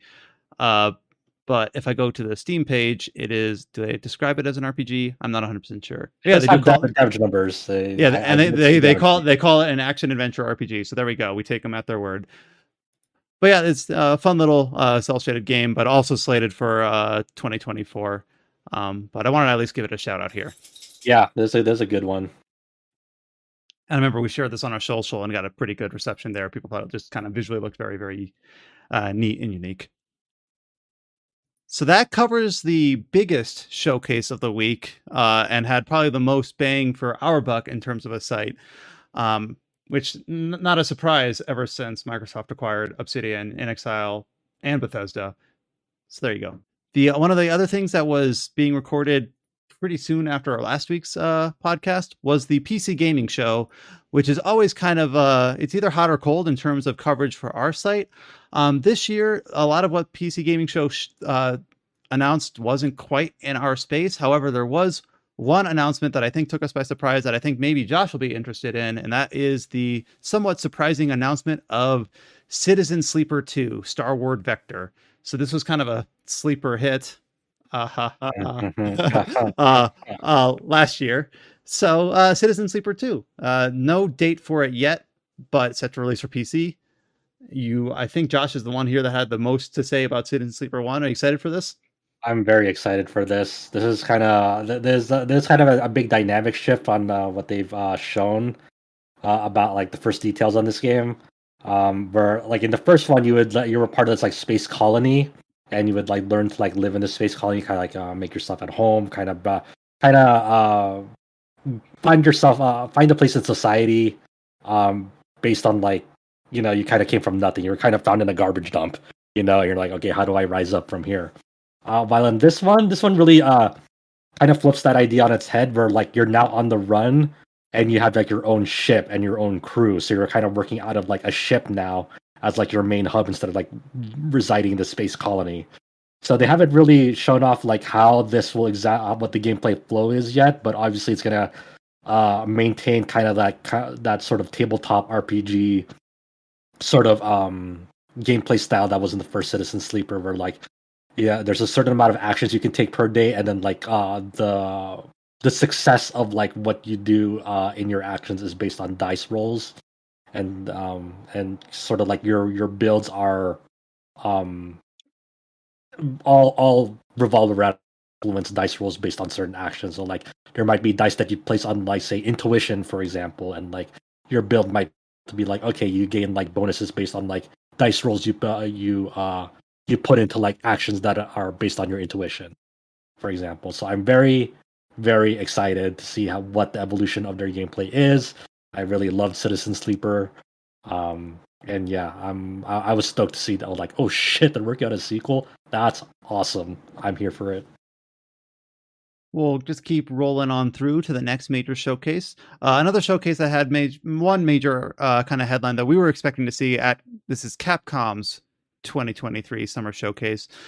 We already talked about the initial trailer for, of course, Dragon's Dogma 2. We were expecting to get more information at Capcom Showcase, and we did. So they mainly talked about not only what is new and different with Dragon's Dogma 2, but also they kind of spent a decent amount of time talking about what is staying the same, which I actually kind of appreciated. So some of this was in the initial kind of discussion about Dragon's Dogma 2 a couple weeks ago, but kind of just reiterating that this is a single player game. It's still going to be, and this is all from Itsuno, the director. It's still going to be a single player game. You're still going to focus on creating a pawn specifically for your file. You'll be able to borrow your pawns from other players. And that's basically, it's Dragon's Dogma as you know it, which I actually kind of really appreciated. Then they kind of did go then into the differences. And one of the major things here is that, and this is kind of similar to what Mirror Knight put together in their feature a week or so back, is kind of the missed potential of the first game in terms of the initial scope, the initial plan. So one of the major headlines is that Dragon's Dogma 2 will have a world size 4 times the size of Dragon's Dogma 1. And I kind of know that, bigger is not always better. We just talked about that with Avowed. But with Dragon's Dogma 1, there were certain areas that you could always see or hear about but never get to. It kind of felt like that it wasn't quite the total vision of the game. So it's really kind of cool to see that they have the opportunity here to revisit that and kind of... Yeah, it's really cool in the context of Dragon's Dogma, because I think one of the main allures of Dragon's Dogma is like feeling lost in that world and kind of getting immersed into it and like trying to make the best out of like kind of like a bad situation around you, because every Dragon's Dogma player will always have that moment in Dragon's Dogma where like, oh fuck, I am fucked. How the fuck do I get back to safety? Like you might be like out in the woods, lost at night, and you're like, where do I go? You're just kind of like, this isn't great. Like because monsters are like much more fierce at night, much more aggressive, and like you're running out of like lantern light, and like your pawns are just like, what the fuck are we doing? I'm like, I don't know. That's a good question. So like again, like when I heard like they're gonna make the world 4 times as big, 4 times bigger than the first, I'm like, holy shit, man! I can't even imagine like what can you cram in that world? What are you gonna fill it with? So I'm excited about that because Dragon's Dogma is like it is a world that I loved exploring by the end of it. It felt very intimidating at first, but as you played through it and you kind of went you traveled all around, you're like, okay, this feels familiar now, and I got a lay of the land, and it feels great to like travel in now. It's also really cool that like they showed a lot of like gameplay bits in this extended look at the game. I like how like they're keeping like how chunky that the hidden packs look like. There's like a moment in the trailer like you're up climbing on like a giant bird, and like as you're like stabbing that bird, like each hit like still has like that hit pause like in the original game, where like you kind of just feel each impact of like your hits on like as you're climbing up monsters. Who knew how often we would be saying chunky in this podcast? Oh man, it felt so good though. If you played the game, you would understand. It's like, yeah, that's Dragons, So I mean, I just want to release there at this point. Like, I'll do anything in Suno. I just want to play this game. Fuck. Yeah. And people get upset when they heard that some of the NPCs are like written by AI or something like that. Was it? No, it's not written by AI. Okay, there are these party members powered by AI called pawns. They are AI controlled, and that's not written by AI. It's like the pawn misinformation spreading. It's the old definition of AI. Yeah, kind of. People like, oh my god, people got so worked up when they hear those 2 letters. You bought into that propaganda chat. You're like, well, didn't people say? It's like, no, they're not written by AI. They're fucking controlled by AI. Like like fucking every video game. Well, and then, okay. This is how misinformation spreads. Okay, we're nipping it in the bud here, but yeah, they spend a decent amount of time in this showing, talking about just like the improvements in terms of being built on the RE engine, having destructible environments, like and physics related the example that they give is like destroying a bridge or pulling the leg out from under a troll. So and then of course just the AI behavior of the pawns being improved. That's a big thing about the first Dragon's Dogma, Chow. It's like you have your own, like you build up your own personal party member, and then you recruit 2 other party members that other people have made that have built up.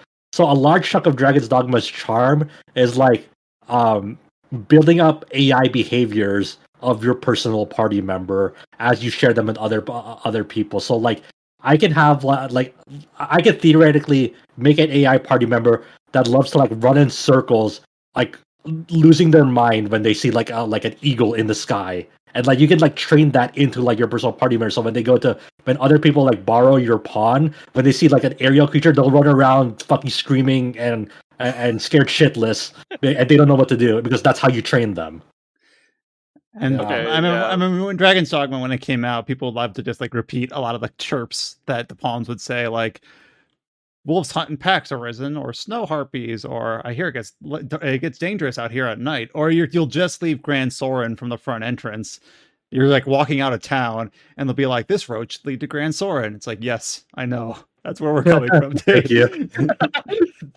And that's like just the dumb charm of it. I think that's like that summarizes Dragon's Dogma in general. It's like there's a lot of dumb charm to it. I played a little bit of the original, not enough that I could get like an actual opinion. I think I just killed like the first 2 bosses. I think that was it. Then I don't have my PS3 anymore, and I kind of lost access to the game. You can play I it on always hear Switch. great It released on things. Switch in like 2019. There you go.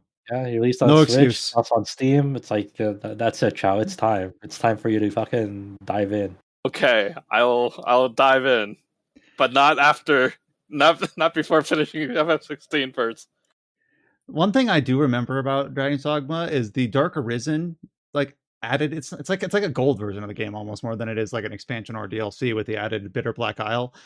And I just remember like it escalates in terms of progression and numbers like really quickly. Like you'll have like a natural feel RPG progression through the base game. You'll get stronger. You'll level up through your classes, and then you go to Bitter Black Isle, and everything just has a crap ton more health. But then you can also do a crap ton more damage. I remember when I played Dragon's Dogma when it first came to PC in like 2017. I was thinking about doing a hybrid class, but I did like the straight wizard spec, like magic, pure magic. Mhm. And I don't know if I was just playing it poorly, but I remember I was fighting the final boss of Bitter Black Isle, and I was just shooting like the low stamina cost like fireballs over and over and over again for like 40 minutes, and that's how I beat that boss. I'm like, like perseverance won the day, but that was probably like the shittiest build I could ever bring to that boss.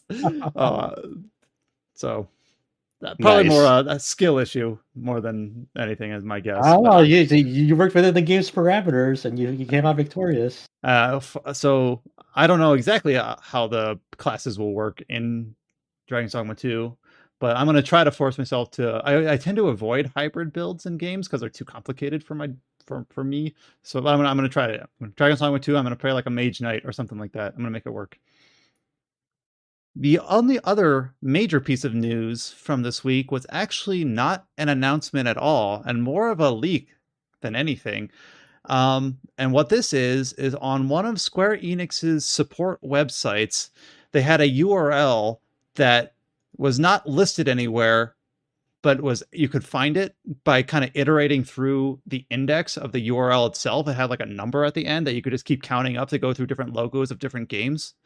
And apparently some enterprising individual did this and found that a logo for Star Ocean, the Second Story R.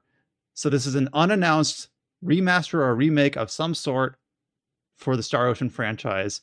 Now, the interesting thing about this logo is that we learned about, of course, the remaster of the first game from a few years back where it had the new art and all that. But this is not the Second Evolution. This is Second Story, which is the original subtitle for Star Ocean 2. So it's kind of like an interesting, like, what does Star Ocean, the Second Story R actually mean? So what are your thoughts, Adam? I mean, it could be meaningless. It could just be exactly like First Departure R. Yeah. It's just sort of interesting that they just called it Second Story instead of Second Evolution. It might mean something, it might mean nothing. But maybe they abandoned that anime art style that they included in. Yeah, I've known several people, including some in our staff, are like, they need to make Reina look more like she did in the original. All the characters look a bit different. from original to PSP, but Reina especially went through a pretty dramatic change in her look, and like no one feels like no one likes the new look. She looks a little bit younger. Yeah. I'm sure nobody here has seen the Star Ocean anime. Has anyone? Star Ocean X? I have. Oh man, that is the worst way to do an anime adaptation when they just end right before disc 1 and there's no disc 2 anime. Yeah, that's so sick, actually. What I'm blanking. What's the name of the artist that did the first departure Katsumi art? Inami. Yeah, Inami. I would love to see Inami art for Star Ocean remaster. I would love it because I don't think I like the original art too much, and the new art is even worse. So it's not much. Whatever they do, they need to start fucking releasing these games on PC, like they did with like Star Ocean 4 and the recent Star Ocean game. Just remember to compile your shaders. It's kind of weird that they like First Departure R never came to PC. It's still PlayStation exclusive as far as I know in the West. And then remind me, Adam, didn't the second one come to PlayStation in Japan? What was that story? Second Evolution got a PlayStation 4 and Vita port in Japan. It was just basically just like an upres with trophy support. It was kind of random, and for some reason, it never released in the West. Yeah, that version it didn't get like the treatment that First Departure R did, right? It's no, sort of it was just an upres, like no new art, no new content. It was just basically, kind of like some of the other PlayStation 4 ports of PSP or PS2 games, where it's just like the same game, higher. It's like just outputting at higher resolution, but not really. No improved textures, or it's the same game, and they added trophies. But for some reason, they never released that in the West, even though they released stuff like Star Ocean 3 got one of those PS2 to PSP, or sorry, PS2 to PS4 versions. But yeah, so that version clearly it's because they were working on this. Clearly, it's because they're working on this full-fledged AAA remake. That's totally gonna blow our minds. I don't know. I feel like it has something to do with Enix back then. Maybe they have some weird publishing rights that before they merged with Square back in the day. Because I don't know. Have anyone seen like a like a PSX port of like the Dragon Quest 7? You never see that that version of any form these days. I would say. I don't know. I just feel like it's some kind of weird publishing thing. Well, who published the original Star Ocean second story? Was it just Squaresoft? It was Enix back then. Oh. And they had some very god-awful voice acting. For First Departure R and Second Evolution, or I guess, or Second whatever, that recent port. It was Triace still the developer on those? I don't think so. I don't think so. Okay, because I'm trying to think of like what is Triace? What? Where's Triace now? I don't think Triace, the studio, has actually had anything. Maybe, but they didn't have anything to do with First Departure R. Okay. Yeah, I'm trying to remember who did that. All right.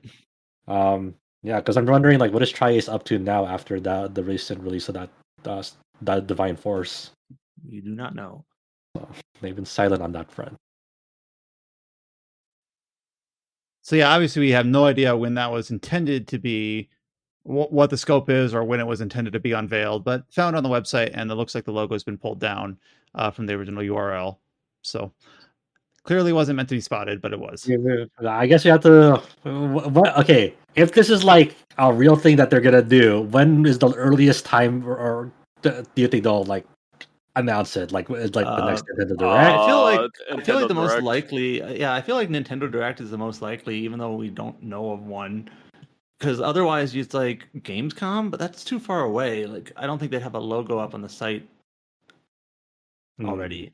Gamescom's what, like August? When did Tactics Ogre release for last year? November. When did it release? November. I assume the game it was just announced. I think Tactics Ogre, if I remember correctly, was just kind of randomly announced. Oh yeah, was it just like randomly announced out in the like it wasn't at an event. It was leaked, so they were forced to announce it. Technically, it leaked in like 7 different ways before they announced. Yeah, that was really funny how they how much that game leaked. But now Adam broke the leak news for once. That's it.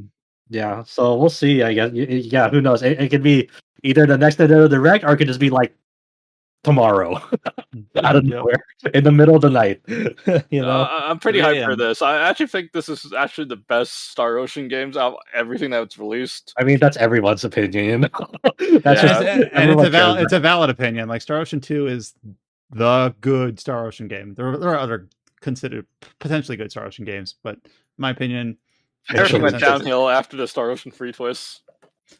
I still like Star Ocean 3 a lot. I wish it got a modern release or like a remaster rather. My Even a super contentious opinion on Star Ocean 3 is that its quality is independent of that twist. Like that twist doesn't really make the game good or bad. It is what it is. That twist doesn't really factor in. I love Star Ocean 3's gameplay. Oh man, do anything to fucking get it on a modern platform, like on PC rather. Speaking of Square Enix announcements with no fanfare, we got an update to Triangle Strategy version 1.1. This is not, of course, a minor update. This isn't a major announcement, but not something anyone was expecting. So Square announced that Triangle Strategy, of course, released early last year for Switch and then later on PC that Adam played through not too long ago. It added a replay feature, some other adjustments, including a extra story epilogue. Adam, you actually like booted this game up again with the new additions. Like, how substantial is it? Well, the replay stuff, it looks like it's just, in the tavern tent. You had those like optional battles you can do, and now you can just redo. You can both redo the like the story battles and like the story scenes also. Which Okay. it's like one of those things. It's like, yeah, cool, why not? And there's other adjustments they made in this update that I wasn't able to check. It said like let me see what the official wording was, but something about like making repeat playthroughs a little bit easier. Looking at the updates, it says made battle adjustments for repeat playthroughs, improve some loot, money and item dropped by enemies during repeat playthroughs. So I don't know if they made it like on a repeat playthrough you get more money so you can buy more things more easily. Sometimes upgrading some of those like skills and stuff takes a while, so maybe those. Money But in I that wasn't game able- was kind of like well balanced. And by well balanced, I mean like you weren't swimming in it. You actually had to be like, if you wanted to upgrade that stuff, you had to do those free battles quite a bit to get to build up your money. Another update. This is actually a pretty crucial one. The ... symbol animation can now be interrupted and skipped. I saw so many people being like, hell yeah. That's so funny. And there's like an extra epilogue too. That can you actually see that without like getting the gold ending? I think you have to get the Sarah Noah's route, which is the quote true ending. I watched it. So I feel like some people nowadays they want epilogues to be like some mind bending, canon twisting, sequel teasing, batshit thing. This isn't that. This is just like a 10-minute little scene. It's like it takes place before the wedding of Sarah Noah and Frederica. And it just has some of the different characters talking to each other, kind of wrapping up some individual story arcs that you see if you like do their little side stories in the game. And it's nice. It's just like, just it's an epilogue. It's like the old-fashioned definition of an epilogue. It's just characters kind of a denouement after all the conflict. There's a couple of resolutions that come into place, character arcs, and it's nice. That's all it is. It's nice to be there. It doesn't tease anything. It doesn't hint that this triangle strategy world is in the same world as Octopath Traveler or whatever people want from these things these days. But yeah, it's nice. That's all it is. Yeah, that's. I feel like it was one of those weird things. Like they've continually made like Triangle Strategy like a more like pleasant experience, plus have like a nice continual send off to it. I don't know what's up with Square trying to fix games like I don't know several months later. Yeah, it reminds me of the Chrono Cross update, although that was more just performance rather than a new like. They don't tweaks talk and about it. adjustments, It's like it's just like random surprise. Like here's the thing that adds so much to your game. All of a sudden, Like even then, like Triangle Strategy isn't like fundamentally flawed on like on a level that like you need to like fix it post launch. but it's good to have these things. But Yeah, I I mean, it's kind of like nice a surprise. This comes out of nowhere, which a lot of companies don't really do. Like Yeah. a lot of times, like when they sell a game, that's it. That's all you get. So that's kind of a neat thing that it's like it's its own thing, a nice send off, a nice like kind of a feel good like just kind of its own thing. Feel great update. Well, maybe who knows? Next month you get a deal feel update. Well, DLC got an update too, kind of randomly. You got your crazy Your Walter Quinn yeah DLC. yeah. I still That think was- about how their social went to like Walter Quinn took over the social and didn't get like any That's engagement. right. Yeah, it's like okay, cool. God damn it! I totally forgot about that. That's so good. Fuck. But So I, that means Harvestella is gonna be the next one on their plate to get like this update out of nowhere. I mean, I totally expect Harvestella to get a console port at some point during one of these random Square announcements, Oh like yeah, that's right. I forgot Sony's one. an Xbox PlayStation port. I mean, Yeah, it's like a Game Pass sort of thing Mhm. out of nowhere. And that, I mean, there was a ton of headlines over the last week, of course, but that kind of covered it, I think, for all the major heavy hitters. Now, we couldn't conceive to cover absolutely everything. Maybe over the next couple of weeks, we'll be able to filter that information in if the next couple of weeks aren't so crazy. But I think I kind of covered all the things that I definitely circled for this podcast that I was, sure that I definitely wanted to hit for this recording. I'll just kind of put it out to the floor. Was there anything else in the RPG space or otherwise from the last week or two that you guys are really excited about that was announced? Not really for RPG space, but I kind of like all the Armored Core 6 stuff floating around. That was cool. I also like it's kind of a nice sentiment from Capcom for announcing an offline version for Mega Man X Dive, which is like a Mega Man mobile game that they kind of recently put out of service, like in some territories, and I don't know what they're gonna do for the other territories that have it up. If they're gonna sunset them soon or not. But I'm always in favor of being able to preserve these mobile games in some way, shape, or form after they've gone offline, because there's a ton of fucking effort and art assets and sort of stuff that like it's kind of lost into the abyss and void once you close them down into nothingness. So that always kind of stings. So it's kind of cool that they're doing this and I wasn't a big fan of it, but I'm willing to like give it another try and see if I'd like it in a offline sort of form. The Apollo Justice trilogy announcement is it's kind of funny and also kind of cool that they also just now have like all the all the mainline Ace Attorney games um gonna be like all out on all platforms very soon. And yeah, I mean that's kind of for me kind of like there's been a shitload of fucking things that I've been excited for, and looking forward to FF16 next week. I was thinking, like, what was I most excited for? Probably either Yakuza, the spin-off title, probably because there's a more immediacy to that one. It's in November. Like when it's TBA 2024, I have a hard time getting excited for it. And even though it only had a very small showing at the PC gaming show, well, I say small showing, but Baldur's Gate 3 had a showing at the PC gaming show showing the city of Baldur's Gate. Oh yeah, I'm like that's 2 months away. Like that's pretty immediate, and I'm excited for that. It feels like it's been in early access for a long time, and I've always said I'm not interested until it's full release. Well, we're not that far away from full release, so those two games are probably my most eagerly. And then the one that's further out would be the Project Zero metaphor Yeah. ReFantazio. Out of all the games, the one I think I'm most interested in actually is the Clockwork Revolution. I'm really Yeah. interested in that. That's a good one. And then Shower James.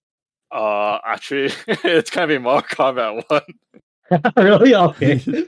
All I right. did actually play that.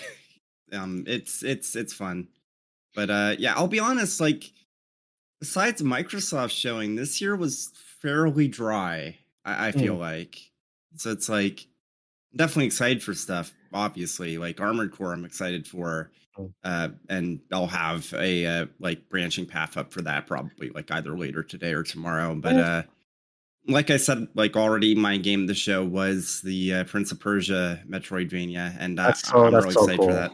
Yeah.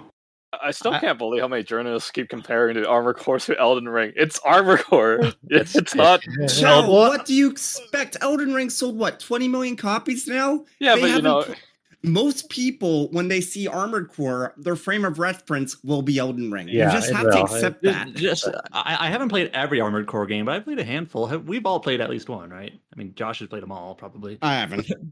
Oh, you Like haven't next, played any? it's like what's the next Final Fantasy 17 is not near, guys. I Because you gotta compare it to Nier or I something. don't want to get lost in the sauce. Like I have a lot of thoughts, but I don't want to get lost in the sauce of all of it. But James does have a valid point that like a lot of people's frame of reference for this new Armored Core game will be Souls, admittedly, and so the Armored Core games have never had like a great showing in like legacy media when they were coming out way back when. Like that wasn't a strongly represented genre. Did the best-selling Armored Core game sell 1 million? And that's not a judgment call at all, just reference between that and From Software's is it Project Phantasma or whatever it's called? I don't even know, dude. I don't keep with fucking sales numbers for Armored Core. They're all low. Mm. So I do like how like the meme images of the headlines have gone out, and they're either making like clear comparisons between like Souls, Elden Ring, and Armored Core, or they're saying it's nothing like those. Like, then just don't name drop it. Just talk about Armored Core. I thought a lot about like maybe I should write something like no. Is I don't it want better than 5?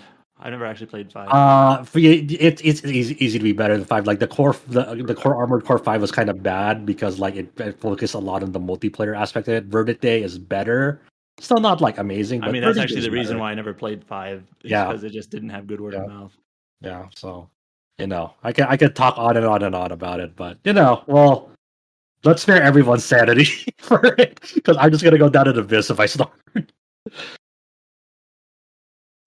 Well, we're reaching really close to the 3-hour mark.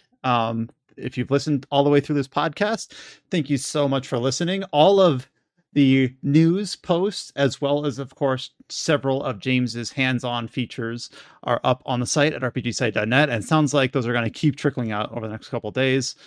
Yep, they're for at least the next week, because there's one specific game I played that the embargo for previews lifts in July. Like, not even the beginning of July. It's like the middle or like near the end, like after Anime Expo. It's like, what the hell? I actually don't know if this is off the top of my head.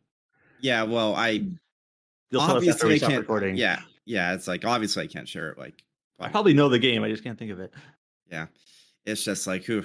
But yeah, there's stuff that embargoes have technically left, or they didn't have one. I'm just trickling them out because, honestly, we're a smaller site. It doesn't have to be immediate, just like within like a week. So that sort of thing. Like I said earlier, I did interview the voice actors for Clive and Sid from 16. I'll just say this here. The setup they had for people interviewing them was not great. It was like at the venue. Like if anyone watched any of the stream for the 16 launch event, it was basically in that venue, but not in like a back room or like somewhere quiet. It was just on a raised platform in the middle of that like hangar thing with the music blaring. So so like immediately after I recorded, I even like told the Square Enix representatives, like, I'll do what I can, but I'll be honest, with all the noise here, I don't know what I'll be able to get out of this. And they were understanding, but it's like, come on, guys. That is a bit of a strange. So yeah, if I don't get that up, if I don't get that up, you'll know why. Take your time, dude. Yeah. You'll be fine. You'll be fine. No, go sleep for 48 hours and then go work on that. Yeah. And then, of course, I do want to give a shout out for several members of staff, Adam, Josh, and others, for covering all the news posts. Josh Valentino, not me. I have work. Yeah, but like obviously, especially with the way the news comes out of this, you'll have like Persona 3 Reload is a good example where it leaked, you had to cover that, then it was officially announced, you had to cover that. Some interviews that clarified some information, you cover that, and then some clarifying interviews. A lot of times you have to revisit these things as the information comes in from multiple sources.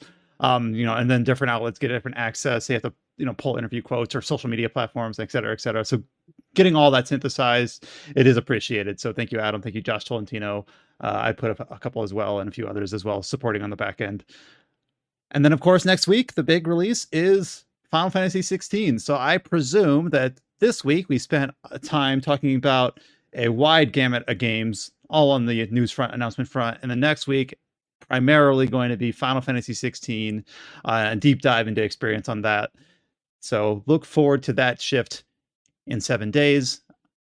You can find RPG Site on all the social media platforms. Just search for RPG Site on YouTube, Facebook, Twitter, or Instagram, and you should be able to find us. If you're interested in talking about any of the announcements or any of the games as they come out, you can join our Discord by going to discord.gg/RPG Site or hitting the link at the top of our homepage. And we'll be back next week with another episode of the Tetracast. So thank you so much for listening. Until you hear from us next time, stay safe and take care. We will talk to you all later.